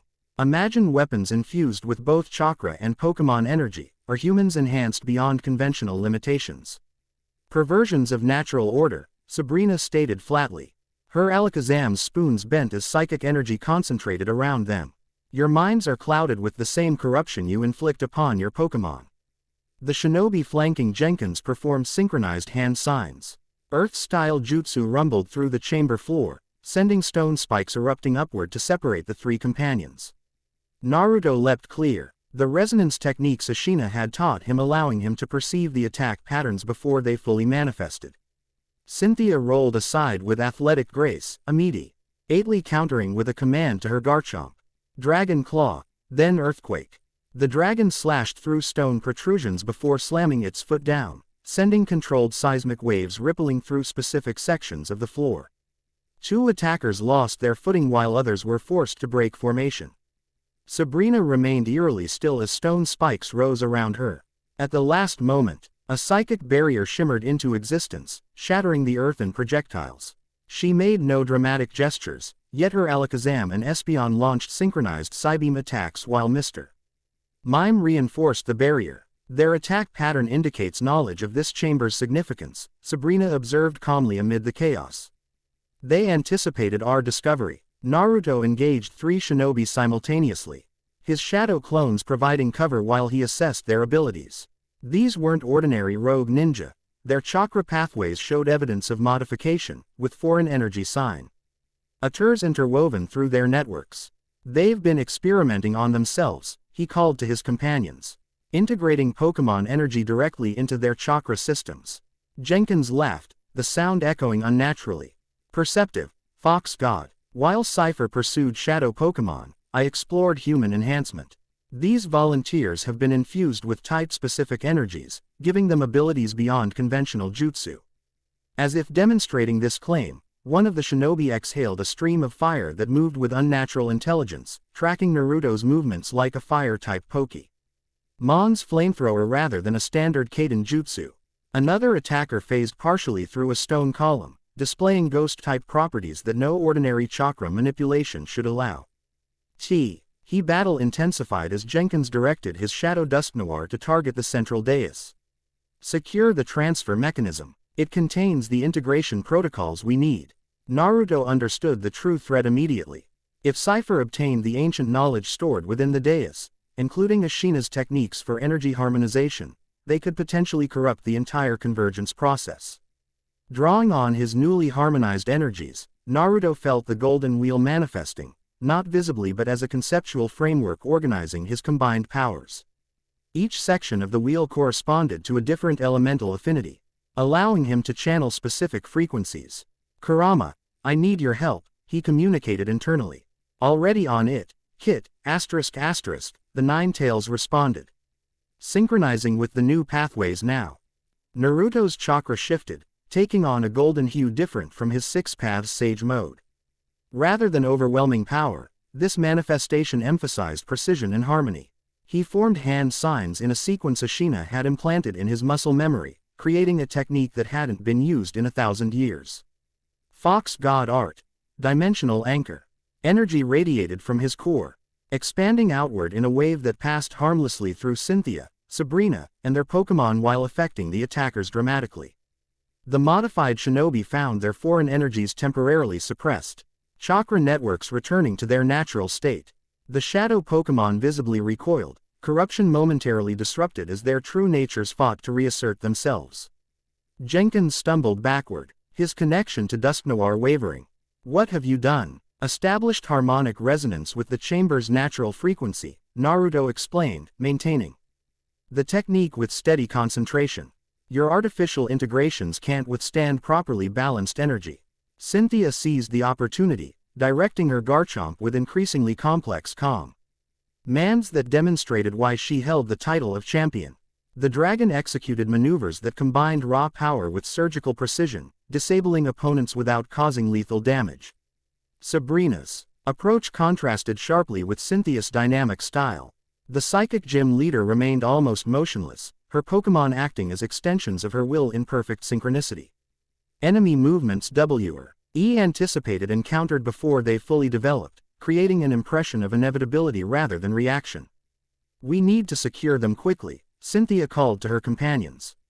Naruto's technique is temporarily neutralizing their enhancements, but I doubt it's permanent.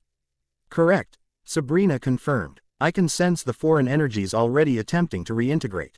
Estimated time to recovery, 3 minutes, 27 seconds. Naruto maintained the harmonic field while engaging Jenkins directly. The Cypher researcher proved surprisingly capable in physical combat, suggesting military training beyond his scientific background. "You realize you're on the wrong side of history, Fox God," Jenkins stated between exchanges. "The convergence is inevitable. Guiding its development is the only rational approach." "Guiding isn't the same as exploiting," Naruto countered, ducking under a strike. "Or experimenting on unwilling subjects." A flash of something, perhaps regret, crossed Jenkins' features. Ethics evolve with capability. What seems transgressive today becomes standard practice tomorrow. "Some boundaries exist for good reason," Naruto replied, landing a precise strike that disrupted Jenkins' chakra flow without causing permanent damage. The researcher collapsed, temporarily paralyzed. Across the chamber, Cynthia and Sabrina had subdued the remaining attackers through complementary approaches, Cynthia's Garchomp providing overwhelming force while Sabrina's psychic team immobilized those who attempted escape. As the last opponent fell, Naruto released the harmonic field technique. Feeling the drain on his newly integrated energies, the golden resonance receded, returning to a potential state rather than active manifestation. "We need to alert Kakashi-sensei," he said, creating a shadow clone to deliver the message, "and secure these intruders before their enhancements reactivate." Cynthia approached the subdued Jenkins, her expression professionally detached. "The Pokémon League will be particularly interested in your research applications, former colleague. Ethical review boards tend to frown upon non-consensual human modification." Jenkins managed a strained smile despite his paralysis. You always did lack vision, champion. The boundaries between our worlds are dissolving. Those who adapt first will shape what follows. There's adaptation, Sabrina interjected. Her crimson gaze dispassionate, and there's corruption. Your approach favors the latter. Naruto examined the chamber, relieved to find the ancient murals undamaged. They knew exactly what they were looking for, he observed. The question is, how? Information leakage is inevitable during organizational collaboration, Sabrina stated.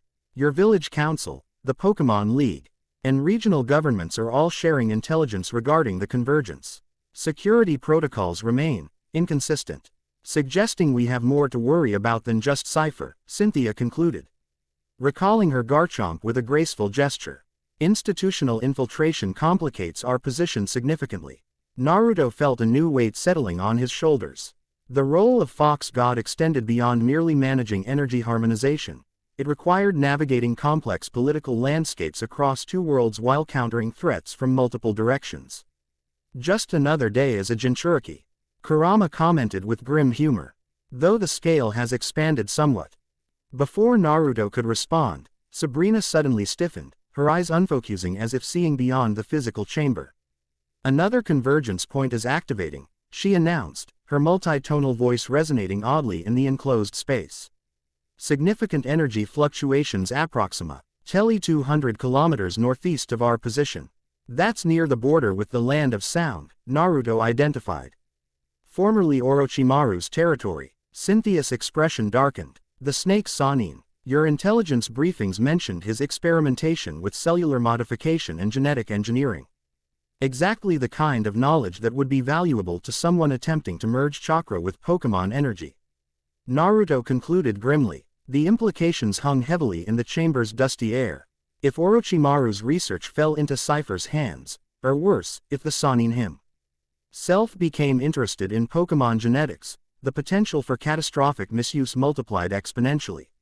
We should secure these prisoners and then investigate immediately, Cynthia suggested, ready calculating logistics with a champion's efficiency. Agreed, Naruto replied, though his attention had shifted to something else, a subtle change in the chamber's ambiance following their battle. The central dais where he had received Ashina's knowledge was glowing again, but with a different pattern than before. The spiral sequences had rearranged themselves into new configurations. It's responding to what just happened, he realized, approaching cautiously. To the three of us working in concert. Sabrina studied the changing patterns, her psychic senses extended. The harmonics reflect our combined energy signatures. Your hypothesis appears correct. The chamber is recognizing a partial formation of the Guardian Array. Cynthia joined them, her scholar's curiosity temporarily overriding tactical concerns. The murals mention 5 Guardians, yet the response is triggered by only 2. Fascinating adaptive programming for a 1,000-year-old system. As the three of them stood around the dais, the light intensified briefly before projecting a 3-dimensional image above the stone surface. A map materialized, showing not only the current geography but overlaying it with energy pathways connecting various convergence points. It's providing navigational guidance, Cynthia observed with academic excitement. Based on real-time dimensional fluctuations.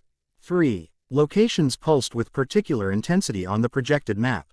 One near the Land of Sound as Sabrina had sensed, another in what Naruto recognized as Kumogakure's territory, and a third far to the west in an oceanic region.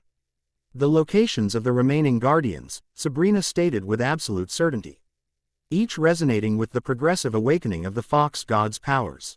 Naruto studied the map, committing the details to memory as the projection began to fade. Then we have our next objectives.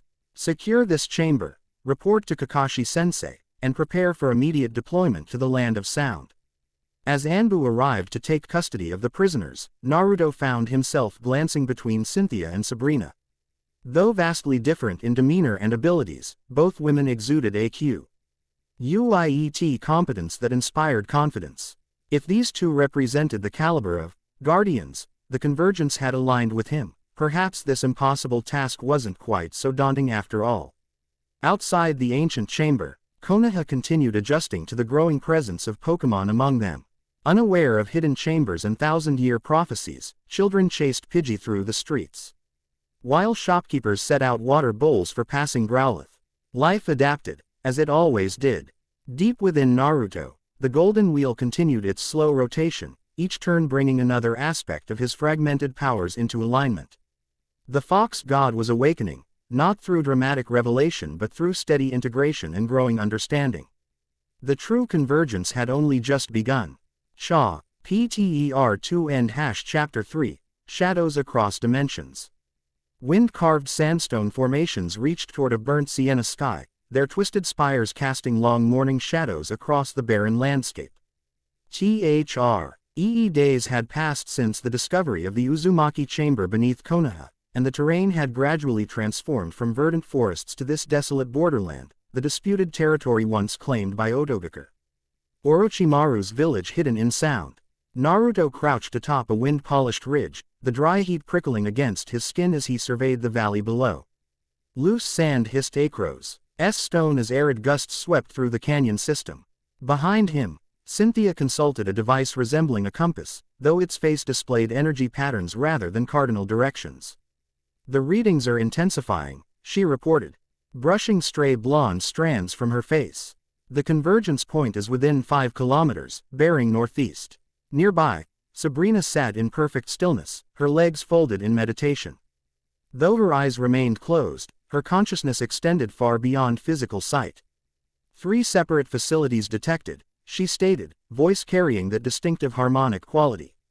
2 abandoned, 1 showing recent activity, multiple consciousness signatures, a mixture of human and Pokémon, with concerning aberrations. Naruto extended his enhanced perception, now more comfortable with the Fox God's sensory abilities after days of practice. Through this dimensional awareness, he perceived what Sabrina described, clusters of energy signatures distorted in ways that felt fundamentally wrong. Like chakra systems attempting to incorporate incompatible elements. More of those modified shinobi, he concluded grimly. And something else, larger concentrations of the corrupted energy. The Nenettles beside him bristled, its tails rigid with tension. Since their departure from Konoha, the fox Pokémon had grown increasingly sensitive to these distortions, often detecting them before even Sabrina's psychic awareness registered their presence. Cypher's work is evolving, Cynthia observed, her academic detachment temporarily masking her concern. The integration of chakra systems with Pokémon energy appears more sophisticated than what we encountered at the Uzumaki chamber. Naruto retrieved a small scroll from his equipment pouch, unfurling it to reveal a detailed map annotated with Kakashi's neat script.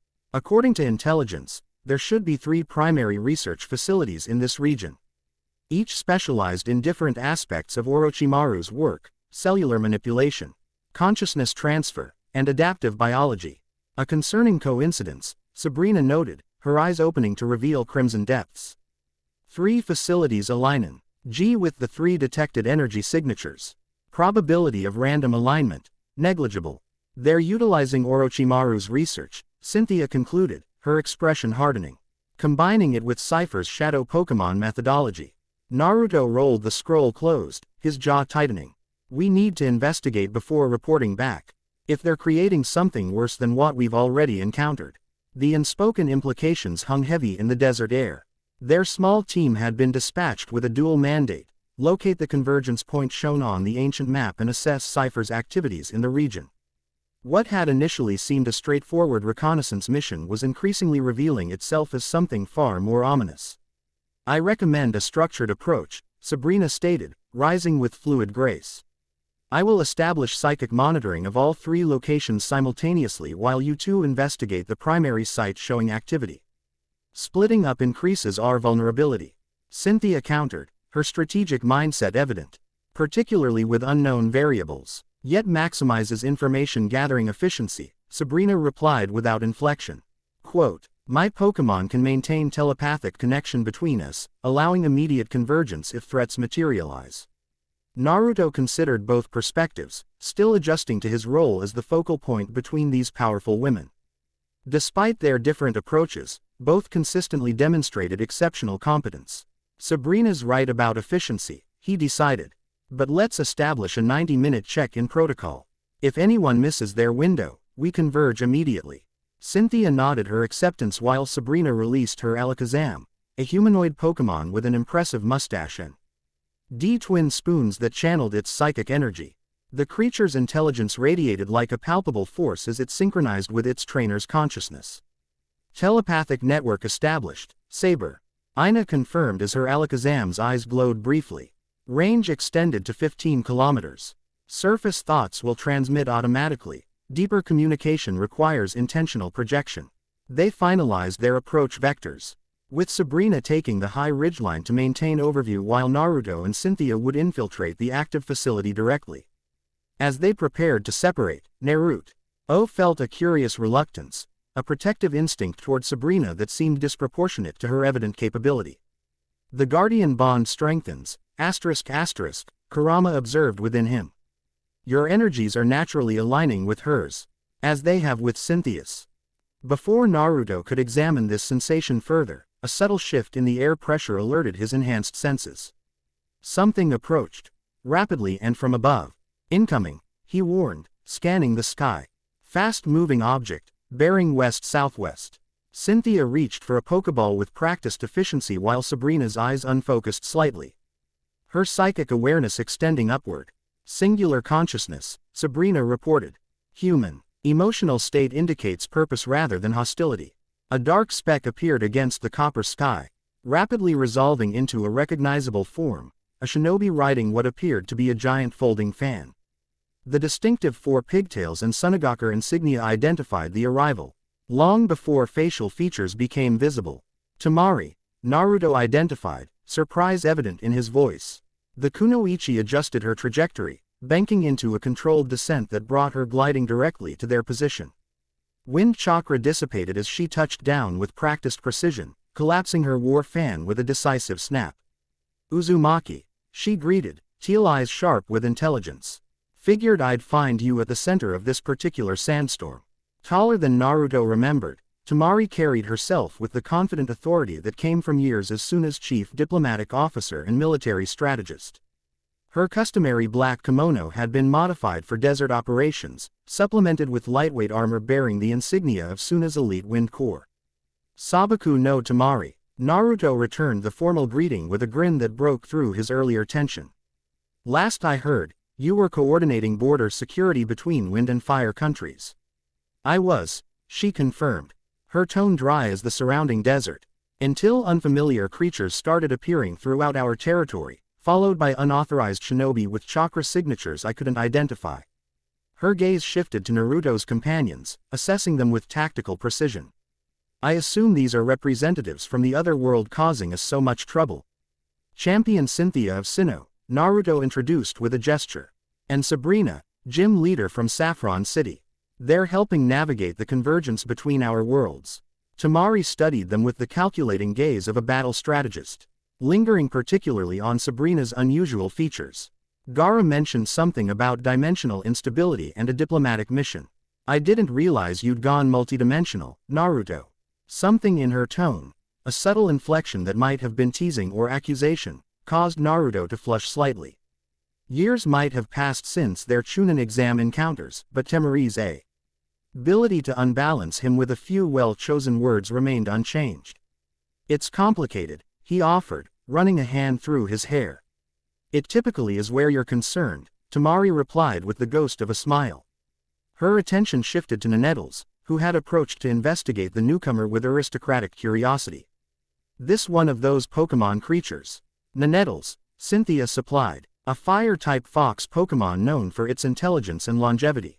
Tamari extended a hand cautiously, allowing the fox to catch her scent. After a moment's consideration, Nanettles pressed its muzzle against her palm in a gesture that had become familiar to Naruto. The Kunoichi's eyes widened slightly at whatever sensation resulted from the contact. Interesting, she murmured, withdrawing her hand slowly. Definitely not a standard summon animal. What brings you here specifically, Tamari? Naruto asked, redirecting the conversation. This is well outside Suna's normal patrol range. The Kunoichi's expression hardened. 3 days ago, one of our border outposts went silent. The investigation team found the guards unconscious, their chakra systems showing evidence of tampering. before losing consciousness again. One guard reported seeing shadow creatures emerging from an abandoned laboratory complex. Cipher, Cynthia concluded, exchanging concerned glances with Naruto. Their experimentation is expanding. Quote, "We tracked unusual energy signatures to this region," Tamari continued, unslinging a scroll tube from her back. "And found this at the outpost." She unfurled a tattered document bearing chemical stains and burn marks. Despite the damage, the visible portions contained unmistakable diagrams, Orochimaru's cellular modification formulas alongside what Naruto now recognized as Pokémon energy pathway schematics. "They're trying to create hybrids," Cynthia observed, her academic detachment slipping to reveal genuine alarm. "Combining Orochimaru's human modification techniques with shadow Pokémon corruption methods." Temari's expression confirmed the assessment. "Garas sent me to investigate personally and, if necessary, eliminate any threat to Suna. Finding you here suggests the situation is even more significant than we realized." Naruto quickly briefed Tamari on their mission parameters and discoveries thus far. The Suna Kunoichi listened with focused attention, occasionally asking precise questions that revealed her strategic mind processing tactical implications. "So you're some kind of dimensional bridge now," she summarized after he explained the Fox God's role. "And these convergence points are locations where the barriers between worlds are particularly thin."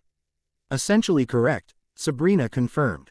"Though the Fox God serves as more than mere conduit, the role requires active harmonization of disparate energies to prevent catastrophic merger." Tamari studied Naruto with new consideration, always finding new ways to surprise us, Uzumaki. Before Naruto could respond, the nettles suddenly tensed, its tails fanning out in alarm as it turned toward the northeast. Simultaneously, Sabrina's expression shifted into intense concentration. "Energy spike at the primary facility," she reported, her harmonic voice tightening. "Massive power fluctuation consistent with forced dimensional manipulation." "They're activating something," Cynthia translated, already reaching for her Pokeballs. A distant rumble shuddered through the desert floor, sending cascades of sand sliding down the surrounding rock formations. On the horizon, a pillar of purple-black energy erupted skyward, distorting the air around it like heat shimmer magnified 1,000-fold. Change of plans, Naruto decided instantly. "We move together, directly to the source." Sabrina, "Maintain telepathic connection but stay with the group." No one argued. Within moments, they were moving across the desert landscape with coordinated efficiency, Naruto and Tamari taking point with shinobi speed, Cynthia keeping pace atop her hastily summoned Togekiss, while Sabrina and her Alakazam maintained a psychic barrier around the group to deflect the Incria. Singly unstable energy discharges crackling through the atmosphere. As they approached the energy pillar, the landscape grew increasingly distorted. Native cacti twisted into forms resembling grass-type Pokémon, while ordinary desert creatures exhibited unusual behaviors, scorpions glowing with electric-type energy, snakes displaying rudimentary psychic abilities. "The convergence is accelerating in this location," Cynthia observed, her scientific mind cataloging the anomalies despite their dire circumstances. "The barrier between worlds is dangerously thin." They crested a final ridge to discover the source of the disturbance, a sprawling laboratory complex partially embedded in a canyon wall. The facility bore architectural elements typical of Orochimaru's hidden bases, but with and modifications that included technology clearly not of their world. At the center of the complex, a massive array of machinery surrounded what appeared to be a deliberately engineered dimensional tear, smaller than the vortex at the Valley of the End, but far more stable in its configuration. Purple-black energy pulsed from the tear in rhythmic waves, each pulse sending visible distortions through reality around it. "They've created an artificial convergence point," Naruto realized, the Fox God's perception allowing him to comprehend the fundamental wrongness of what they were witnessing. Forcing a connection rather than allowing natural alignment. Surrounding the machinery stood figures in cipher uniforms intermixed with shinobi-bearing modified headbands. Most disturbing were containment units positioned in a radial pattern around the tear, transparent chambers containing both Pokémon and humans in various states of transformation. "Those chambers," Tamari observed, her voice tight with controlled anger. "They're using the dimensional energy to fuel transformations." Converting humans into Pokémon hybrids, Cynthia confirmed grimly. And Pokémon into chakra-wielding weapons. Sabrina's psychic scan provided further details. 43 combatants detected, 27 human, 16 Pokémon, all exhibiting shadow corruption. Plus approximately 20 expert-eye mental subjects in various stages of transformation. Naruto felt Kurama's chakra stir with rage at the sight of such experimentation. The fox's natural aversion to exploitation resonated with his own moral outrage, further intensified by the fox god's instinctive response to this perversion of the natural convergence.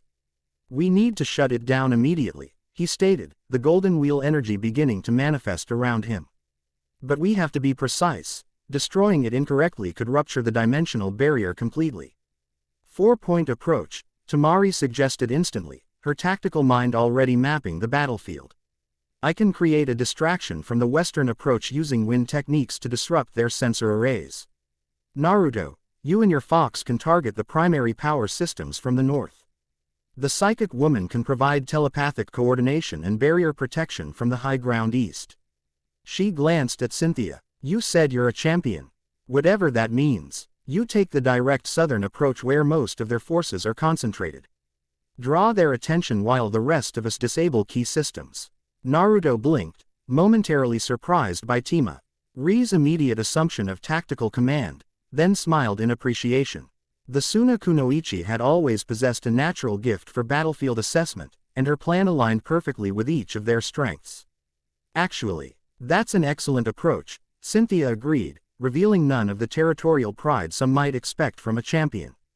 "My team is specifically trained for frontal engagement and containment." "I concur," Sabrina added. "The strategy maximizes our respective specializations." Tamari seemed momentarily taken aback by their ready acceptance, then nodded sharply. 30 seconds to get into position. Then we move on my signal." As they prepared to separate, Naruto felt a curious resonance building, not just between himself and his confirmed guardians, but now including Tamari as well.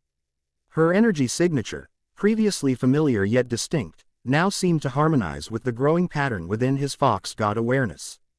"The third guardian reveals herself, Kurama observed. Wind to complement fire and psychic. The elemental balance progresses." There was no time to examine this development further. Tamari unleashed a precise burst of wind chakra that served as their signal.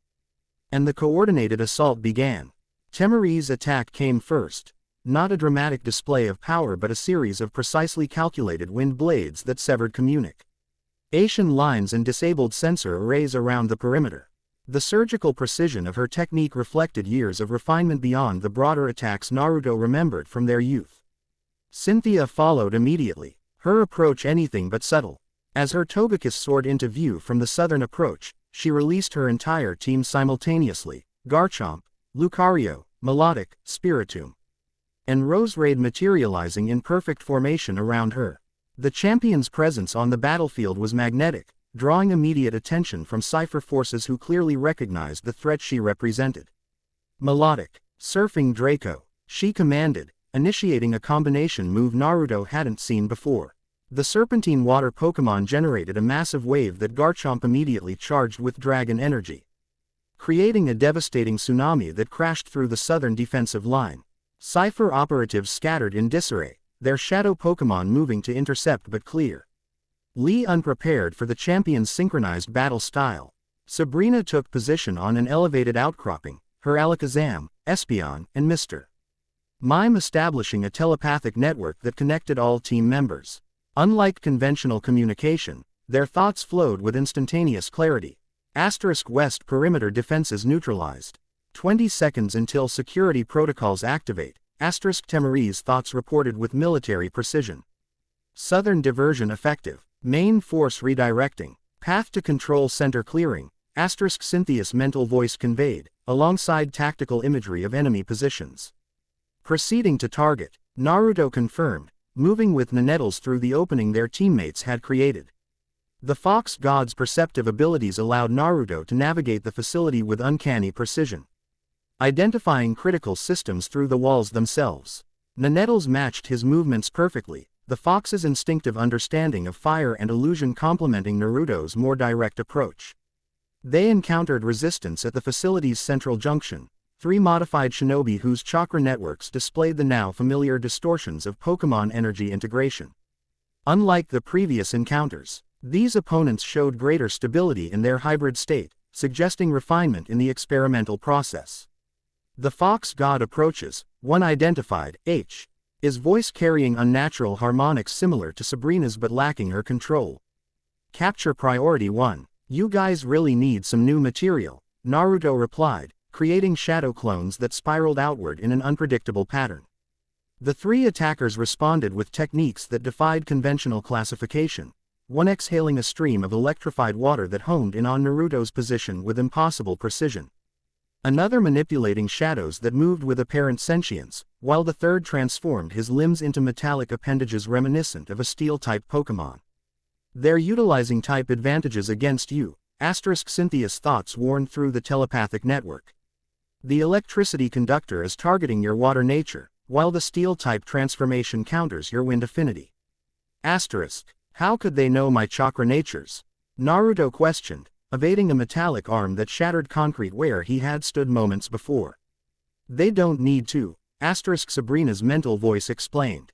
They're reading your energy pattern instinctively through their modified sensory systems. The Fox God's signature contains all elemental affiliations, making you simultaneously powerful and vulnerable. Understanding bloomed within Naruto's tactical awareness. These weren't mindless experiments but specialized countermeasures developed specifically to neutralize the Fox God's abilities. Cypher had been preparing for this confrontation. Drawing on Ashina's teachings, Naruto adjusted his approach. Rather than accessing all elements simultaneously, he focused He golden wheel energy into specific segments, shifting his affinity temporarily to ground-type energy to neutralize the electrical attacks, then to fighting-type to counter the steel transformation. Nettles demonstrated unexpected adaptability, synchronizing with Naruto's shifting energies and manifesting complementary attacks, its fire-type moves taking on fighting characteristics when Naruto channeled that energy. Then shifting to earth properties to counter electrical techniques. The control center is 30 meters northwest of your position, Temari's thoughts directed as she continued dismantling external systems. Security protocols activating throughout the facility. Automatic defenses online in approximately 40 seconds. Understood. Naruto confirmed, creating an opening with a precisely aimed Rasengan that incorporated ground-type energy, temporarily disrupting the modified shinobi's techniques. As he and Nettles pushed forward, the facility's interior revealed the true scope of Cypher's operation. Laboratory chambers lined the corridors, each containing evidence of experimentation that combined Orochimaru's cellular modification techniques with Pokémon genetic material. Observation windows revealed partial transformations, humans with Pokémon characteristics, Pokémon displaying chakra networks similar to shinobi. This is worse than we anticipated, Naruto communicated to his team. Both vocally and through the telepathic link. They're creating an army of hybrids. Modifications appear unstable, Sabrina's analytical thoughts assessed. Cycle. Logical readings indicate severe trauma and limited cognitive function in most specimens. These are prototype weapons, not functional soldiers. Which makes them potentially more dangerous, Cynthia countered. Her mental voice carrying the weight of experience with Cypher's previous atrocities. Unstable shadow energy combined with uncontrolled chakra could create catastrophic discharge upon system failure. The implications were clear. Not only did they need to shut down the artificial convergence point, but they had to do so without triggering a chain reaction among the experimental subjects. Naruto reached the control center, a circular chamber dominated by monitoring equipment surrounding a central column of pulsing energy. The dimensional tear itself hovered above this column, its edges stabilized by technology that appeared to be a hybrid of Orochimaru's containment systems and Pokémon world energy regulators.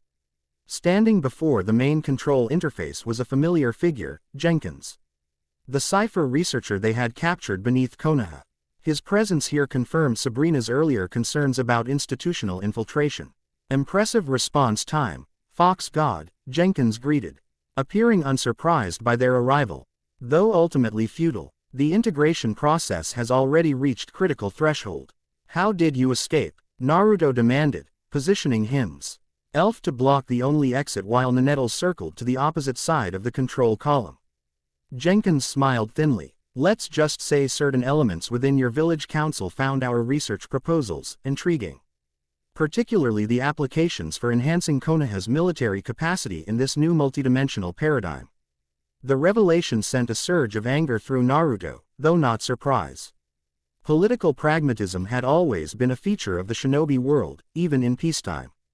You're tearing apart the dimensional fabric, he stated, gesturing toward readouts that even his limited scientific understanding could recognize as dangerously unstable. This isn't controlled convergence, it's forced invasion.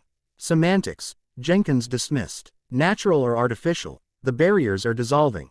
We're simply accelerating and directing the inevitable.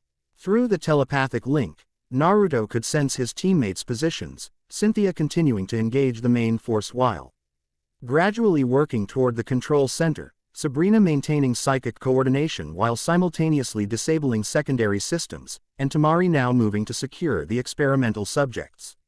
Your allies can't reach us in time, Jenkins noted with scientific detachment.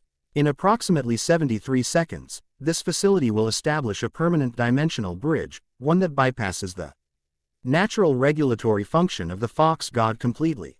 Naruto assessed the control systems, recognizing that simply destroying them might cause a catastrophic collapse of the artificial convergence point. He needed precision, not power.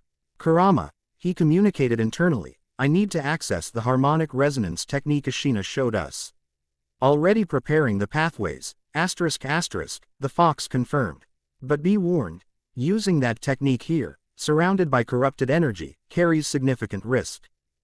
No choice, Naruto replied, beginning the necessary mental adjustments to align his three distinct energy systems.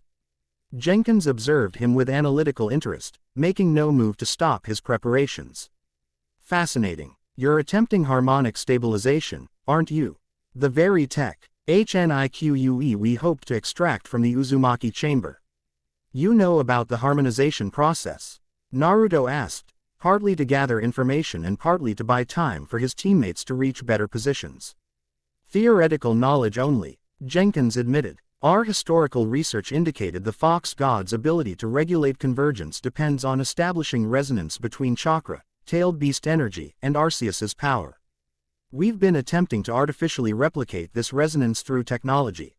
He gestured toward the pulsing column. This prototype utilizes shadow Pokémon as energy sources, their corrupted states making them more susceptible to chakra integration than natural Pokémon. 60 meters from your position, Cynthia reported mentally. Heavy resistance. Estimate 2 minutes to breakthrough. Experimental containment units secured, Temari added. Subjects unconscious but stable, manual override systems located, awaiting coordination. Naruto, Sabrina's thoughts carried unusual urgency. The energy patterns are accelerating toward critical instability. Jenkins is allowing this conversation to delay intervention. Understanding flashed through Naruto's awareness. Jenkins wasn't simply explaining his work, he was deliberately stalling while the process completed. Enough talk, Naruto declared, the golden wheel energy beginning to manifest visibly around him. Nenettles, now, the fox Pokémon responded instantly, unleashing a precisely aimed fire blast not at Jenkins or the machinery, but at environmental controls along the wall. As alarm blared and emergency systems activated, creating momentary confusion, Naruto formed the hand signs Ashina had implanted in his muscle memory. Fox God Art. Harmonic stabilization. Unlike the aggressive techniques that characterized most of his shinobi arsenal, this ability manifested as waves of golden light that spread outward in concentric rings. Where these rings intersected with the artificial tear, they created interference patterns that forced the chaotic energy into more natural configurations. Jenkins lunged for the control panel, but Nenettles intercepted with supernatural speed. Nine tails forming a barrier of fire that drove the researcher back. You can't possibly maintain stabilization manually. Jenkins shouted over the alarms. The energy requirements are beyond human limitation. He was right. Naruto could already feel the strain as the artificial convergence fought against his harmonic influence. Unlike the natural convergence point at the Valley of the End, This tear actively resisted regulation. Its corrupted energy rejecting the balanced frequencies he projected. Through the telepathic link, he sensed Sabrina immediately recognizing his predicament. The Guardian array is incomplete. Your harmonization cannot achieve stability without additional resonant frequencies. Asterisk. We need to buy time. Asterisk. Cynthia's thoughts responded. My team can generate counter pressure from the southern approach. Asterisk. Unnecessary. Asterisk. Came Temeri's surprisingly calm mental voice. I can provide the necessary resonance directly. Asterisk. Before anyone could question her assertion, Naruto sensed Temeri's approach, not physically moving toward the control room but redirecting her wind chakra through the facility's ventilation system. The precisely modulated airflow created acoustic patterns that somehow complemented the harmonic frequencies Naruto was generating.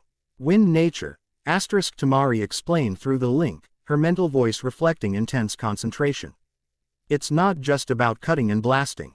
At its highest level, wind manipulation becomes about harmonics, controlling vibration at the molecular level. Asterisk. The synchronicity between their techniques created an unexpected amplification effect. Naruto's golden energy patterns interweaved with Temeri's wind harmonics, stabilizing the artificial convergence point far more effectively than either could achieve alone. Jenkins watched with undisguised scientific fascination. Extraordinary. She's functioning as a guardian without formal awakening. The resonance patterns are achieving spontaneous synchronization. He's still stalling, Sabrina warned. Secondary systems show countdown sequence initiated. Facility self-destruct protocols activated. Asterisk. Of course. Asterisk. Cynthia's thoughts carried grim understanding. If they can't control the convergence, they'll collapse it catastrophically, forcing us to choose between stopping Jenkins and preventing dimensional rupture. Asterisk. Naruto maintained the harmonization technique while assessing their increasingly limited options. The artificial tear was stabilizing under their combined influence, but the facility's self-destruct sequence continued inexorably. You're actually accelerating our research, Jenkins informed him with academic detachment. This practical demonstration of Guardian resonance provides valuable data for our next attempt. There won't be a next attempt, came a new voice from the doorway. Temari stepped into the control room, her fan partially extended and glowing with concentrated wind chakra. Despite being physically present, he somehow maintained the harmonic wind currents throughout the facility, demonstrating a level of chakra control that impressed even Naruto. Fascinating, Jenkins observed, seemingly unconcerned by her arrival. Your natural affinity for the guardian role exceeds theoretical parameters. Were you aware of your compatibility with the Fox God's energy pattern prior to this encounter? Temeri's expression remained impassive, though Naruto detected a subtle shift in her wind harmonics. I'm aware that you have approximately 30 seconds to disable that self-destruct sequence before I demonstrate. Exactly why Suna's wind techniques are feared throughout the 5 nations. I'm afraid that's not possible, Jenkins replied with scientific detachment. The sequence is hardwired specifically to prevent override, a necessary precaution when dealing with dimensional manipulation. Through their telepathic link, Sabrina confirmed this assessment. Countdown systems isolated from main network. Physical destruction of the mechanism would trigger immediate detonation. Asterisk. The situation crystallized in Naruto's tactical awareness. They couldn't stop the self-destruct, couldn't release the harm. Ionization without risking dimensional collapse, and couldn't evacuate the experimental subjects in the remaining time. There is another option, asterisk. Kurama suggested internally. Remember what Ina showed you about dimensional anchoring. Understanding bloomed. The Fox God's role wasn't merely to stabilize convergence points but to actively guide their development. If he couldn't prevent the detonation, perhaps he could control its effects. Temari, Naruto called, maintaining the harmonic field with increasing strain. I need you to synchronize your wind technique completely with my energy signature. The kunoichi's eyes narrowed slightly, but she adjusted without question, her fan tracing complex patterns that altered the acoustic properties of her wind chakra. Sabrina, Naruto continued through the telepathic link. Redirect your psychic barrier to contain the explosion rather than blocking it. Guide the energy upward through the artificial tear. Understood. Asterisk came the psychic's calm response. Alakazam repositioning. Barrier reconfiguration in progress. Asterisk. Cynthia, Naruto finished. Have your Pokémon prepare to counter specific elemental discharges. When this detonates, there will be energy bleed through from both worlds simultaneously. My team is in position, *, the champion confirmed. Standing by for elemental containment. *. Jenkins observed these prepara tions with the detached interest of a scientist watching an experiment unfold. Attempting to channel the detonation through the tear itself. Theoretically sound, though practically unprecedented. The coordination required exceeds normal human parameters. Good thing we're not exactly normal, then, Naruto replied, feeling the golden wheel energy expanding further as he incorporated Temari's Win D harmonics into the stabilization field. The countdown reached its final seconds. Jenkins made no attempt to escape, his scientific curiosity apparently outweighing self-preservation. For what it's worth, he said as the facility's systems reached critical, your adaptation to the Fox God role has been truly remarkable. In another circumstance, we might have collaborated rather than opposed each other. Maybe in another life, you wouldn't experiment on unwilling subjects, Temari countered acidly. The detonation began as cascading system failures throughout the facility. Rather than a single explosive event, the self-destruct manifested as a chain reaction of energy releases, each experimental chamber, each power conduit, each modified component discharging in a predetermined NCE designed to maximize dimensional disruption. Naruto and Temari stood at the center of the storm, their combined techniques creating a channel through which the chaotic energy could flow. Sabrina's psychic barrier materialized around them, not blocking the energy but shaping its path like a riverbank guides water. Outside, Cynthia's Pokémon unleashed precisely timed counter moves that neutrally Z elemental discharges as they emerged from the tier. The artificial convergence point, rather than collapsing catastrophically, began to transform under their guided influence. The corrupted purple, black energy gradually shifted toward a more natural golden blue hue as the Fox God's harmonization purified the dimensional connections. Jenkins watched in undisguised wonder as the process unfolded. You're not simply containing the reaction, he realized. You're converting it, transforming an artificial tear into a natural convergence point. Indeed, the dimensional opening was stabilizing into something resembling the controlled gateway they had established at the Valley of the End, a proper connection between worlds rather than a forced invasion. The facility continued to deteriorate around them, structural supports failing as power systems overloaded. Through it all, Naruto maintained the harmonization field, drawing strength from Temari's perfectly synchronized wind technique. And the telepathic support of his other guardians. We need to move, Temari urged as ceiling panels began collapsing. This entire complex is coming down. Not without the experimental subjects, Naruto insisted. Though the strain of maintaining the technique was etching lines of exhaustion across his features. Already secured, Cynthia reported through the link. My Garchomp and Lucario H. Avenue relocated all containment units to safe distance. Minimal casualties among Cypher personnel. Dimensional stabilization reaching acceptable parameters, Sabrina added. The tear is self-regulating now.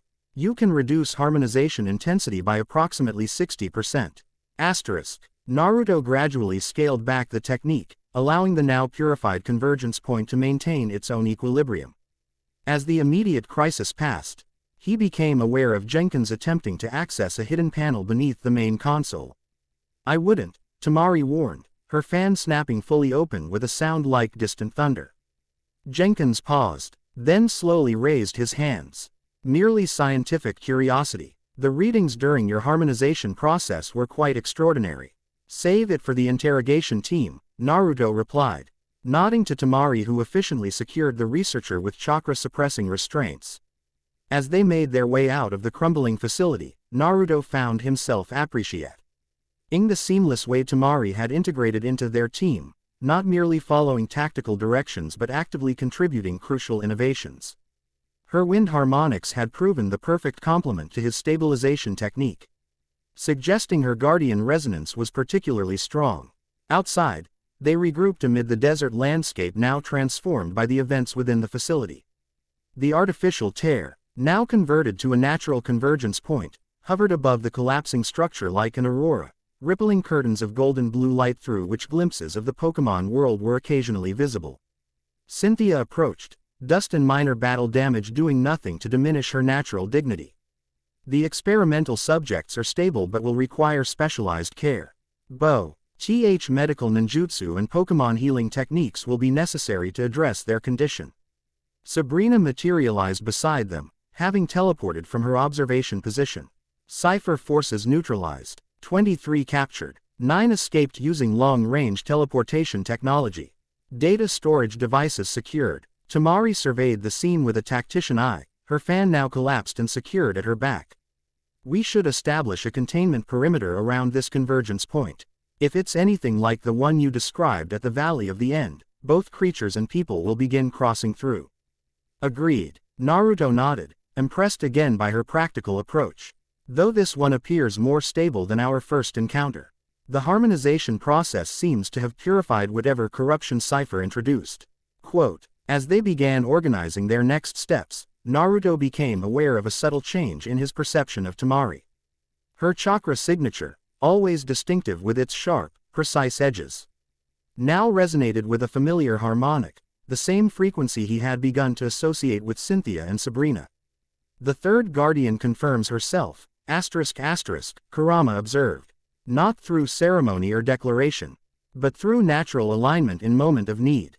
The strongest bonds often form in crisis. Tamari caught his thoughtful gaze and raised an eyebrow. Something on your mind, Uzumaki? Just appreciating good timing, he replied with genuine warmth. Your wind techniques made the difference today. A flicker of something, perhaps surprise at the straight F. Orward compliment, crossed her features before she resumed her customary composure. Suna shinobi specialize in being where we're needed, when we're needed. Though I admit, interdimensional crisis management wasn't covered in my diplomatic training. You handled it like a natural, Cynthia observed, approaching with a water canteen that she offered to Tamari. Your wind harmonics displayed remarkable precision, especially considering your unfamiliarity with Pokémon energy patterns. Tamari accepted the water with a nod of thanks. Wind mastery at the highest level transcends standard applications. The principles of vibration and resonance apply regardless of the energy source. As they conversed, Naruto noticed Sabrina observing Tamari with unusual intensity, her crimson eyes seeming why looking through rather than at the Suna Kunoichi. Your energy signature has shifted, Sabrina stated without preamble. The resonance with Naruto's Fox God pattern is now established at approximately 73% harmonization. Full integration likely to occur within 48 hours. Tamari blinked, then turned to Naruto with narrowed eyes. Translation. You're the third guardian, he explained, somewhat awkwardly. Your chakra naturally resonates with the energies I'm carrying as the Fox God. It's why your wind techniques synchronized so perfectly with the stabilization field. Understanding dawned in Tamari's expression, followed quickly by suspicion. And you knew this would happen. We suspected, Cynthia intervened diplomatically. The ancient map showed 3 locations with distinctive energy signatures. Given your arrival precisely when and where we needed wind harmonization, the statistical probability of coincidence is negligible, Sabrina concluded. Your presence was predestined by the convergence requirements. Tamari processed this information with visible skepticism. So I'm being drafted into interdimensional peacekeeping because of some energy compatibility issue. It's more complex than that, Naruto began, then paused, recognizing the legitimate concerns behind her question. Actually, yes, that's basically it. Though from what we understand, the resonance only occurs with people who already have some connection or compatibility. How reassuring, Tamari replied dryly, though her posture relaxed slightly. And what exactly does being a guardian entail? Beyond providing convenient harmonic backup during dimensional crises. Before Naruto could formulate a response, a tremor ran through the newly stabilized convergence point. The golden-blue gateway flickered momentarily, its edges distorting before resolving into a slightly larger configuration. The convergence accelerates, Sabrina observed, her psychic senses extended toward the phenomenon.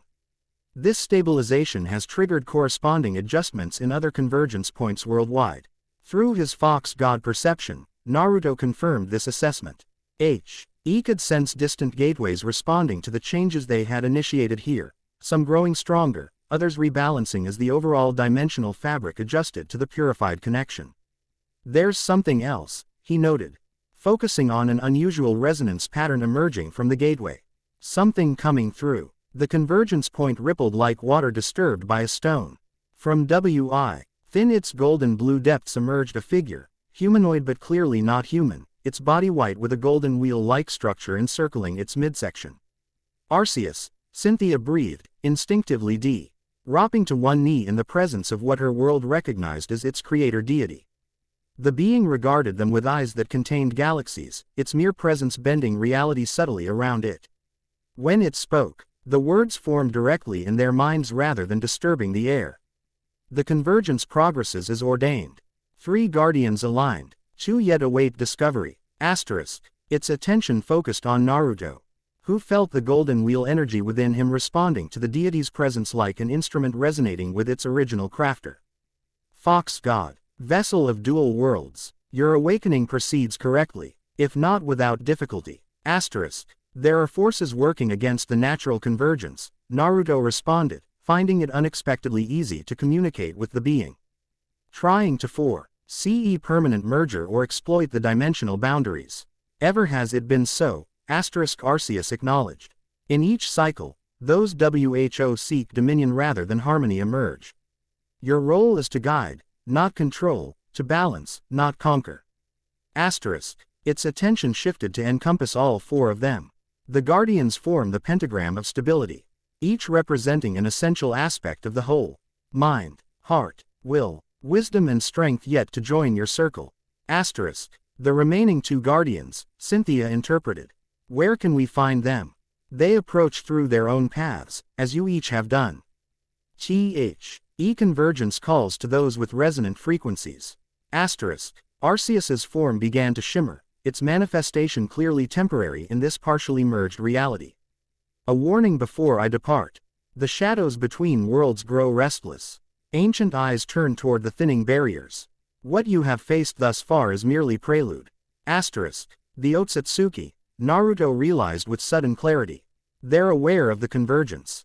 More than aware, they have waited centuries for this opportunity. Prepare accordingly. With these ominous words, Arceus's form dissolved back into the convergence point, the Gaul. Den light gradually fading until only the stable gateway remained. Silence fell over the group as they processed this divine visitation and its implications. Finally, Tamari broke the tension with characteristic pragmatism. So to summarize, I'm now part of an interdimensional guardian squad protecting 2 merging worlds from exploitation by various organizations, while also preparing for potent IAL invasion by godlike aliens from beyond both our dimensions. She crossed her arms, eyebrow raised. And here I thought being Suna's ambassador to Konoha was complicated. Despite the gravity of their situation, Naruto couldn't help but laugh, a release of tension that quickly spread to Cynthia, whose usual composure cracked into a genuine smile. Even Sabrina's severe expression softened marginally. When you put it that way, it does sound rather absurd, Cynthia acknowledged. Yet entirely accurate, Sabrina added. As their momentary levity faded, the practical considerations of their position reasserted themselves. The stabilized convergence point required monitoring, the captured cipher operatives needed secure transportation, and the experimental subjects demanded immediate specialized care. Suna can provide temporary containment for the prisoners, Tamari offered. Our barrier core has developed techniques specifically for containing chakra modification. The Pokémon League has medical specialists who can address the shadow Pokémon aspects, Cynthia added. I can request a response team through this convergence point now that it's stabilized. Sabrina and I will establish a preliminary monitoring station for the gateway, Naruto concluded. We need to document the energy patterns of a properly stabilized convergence point for comparison with future discoveries. As they divided responsibilities and began implementation, Naruto observed the natural way their various skills complemented each other. Cynthia's diplomatic authority combined with her scientific knowledge, Sabrina's psychic abilities providing both insight and practical application, and now Tamari's tactical precision and wind mastery, each bringing essential components to their growing team. The sun began its descent toward the western horizon, casting the transformed landscape in amber and gold. Where there had been only barren desert that morning, now a stable gateway between worlds shimmered with peaceful energy. Around its perimeter, Desert plants intermingled with species from the Pokémon world, creating a unique ecological transition zone that would only expand in the coming days. As Tamari coordinated with Suna reinforcements via a summoned messenger hawk, Naruto approached her with newfound appreciation for her adaptability. "Thank you," he said simply, "for showing up exactly when we needed you." She glanced at him, teal eyes reflecting the sunset's golden light. "Don't read too much into it, Uzumaki. I was following an investigation, not some mystical calling. And yet," he countered with a slight smile, "your particular skills were exactly what the situation required. Just like at the Valley of the End, and beneath Konoha. Each guardian bringing what was needed most." Tamari considered this, her natural skepticism warring with the evidence of her own experience. "I've never been one for destiny or prophecy," she finally said. "But I can recognize effective teamwork when I see it." She paused, then added more quietly, "And I know when something feels right." The admission, small as it was, represented significant concession from someone as pragmatic as Tamari. Before Naruto could respond, Cynthia approached with news from her league communications. "We have confirmation of another convergence point activating," she reported. "Northern Water Country, near the border with Lightning Country. Reports describe electrical disturbances and unusual weather patterns." The fourth location on our map, Naruto recalled, thinking of the pole Sing point they had observed in Kumogakure's territory. "The fourth guardian awaits discovery," Sabrina confirmed, joining their conversation. "My psychic impression suggests an affinity with electric or water energy." Tamari absorbed this information with quick strategic assessment. "That's at least 3 days' travel from our position, assuming conventional movement." "Perhaps not," Cynthia suggested. "Now that this convergence point is stabilized, we could potentially use the Pokémon world as a transit route. Distance and geography differ between our dimensions. The prospect of traveling through the Pokémon world brought a spark of excitement to Naruto's expression. Despite the gravity of their mission, the explorer's spirit that had driven his training journey years ago remained very much alive. "We should complete operations here first," he decided, ever mindful of his responsibilities. "Ensure the experimental subjects receive proper care and the prisoners are securely transferred. Once this convergence point is properly monitored, we can plan our approach to the next location." As night fell over the desert, temporary shelters were established around the periphery of the convergence point. Pokémon League medical specialists worked alongside Suna Medic Nin, developing hybrid treatment protocols for the experimental subjects. Cypher prisoners were prepared for transport under heavy guard, while research teams documented the stable gateway's properties. Amid this activity, Naruto found a moment of relative quiet atop a sandstone formation overlooking the site. Nettles lay beside him, its 9 tails occasionally twitching as it observed the proceedings below with aristocratic interest. He felt rather than heard Tamari's approach, her footsteps naturally light. But her wind chakra now resonating with his awareness in a way that announced her presence. "Quite a view," she commented, settling beside him with casual grace. "Two worlds literally meeting before our eyes." Below, the convergence point glowed softly in the darkness, illuminating the bustling activity around it. Pokémon and Shinobi moved among each other with increasing comfort, necessite. Why overcoming unfamiliarity as they worked toward common purpose? "It's how it should be," Naruto observed. "Cooperation rather than exploitation." Tamari studied him with thoughtful consideration. "You've changed, Uzumaki. Still idealistic, but more grounded." He chuckled at her choice of words. Fitting observation from a wind user. "We understand the importance of having roots despite spending time in the clouds." She replied with unexpected philosophical depth. "Something Suna teaches early. The wind is free but never aimless." They sat in companionable silence as stars appeared in the desert sky, brighter and more numerous than in moister regions, creating a cosmic canopy that seemed to mirror the significance of their position between worlds. "The remaining guardians," Tamari eventually said. "Any insights about them beyond Arceus's cryptic pronouncements?" Naruto considered this, extending his fox god perception toward the pulsing awareness of the other convergence points. "I can sense signatures.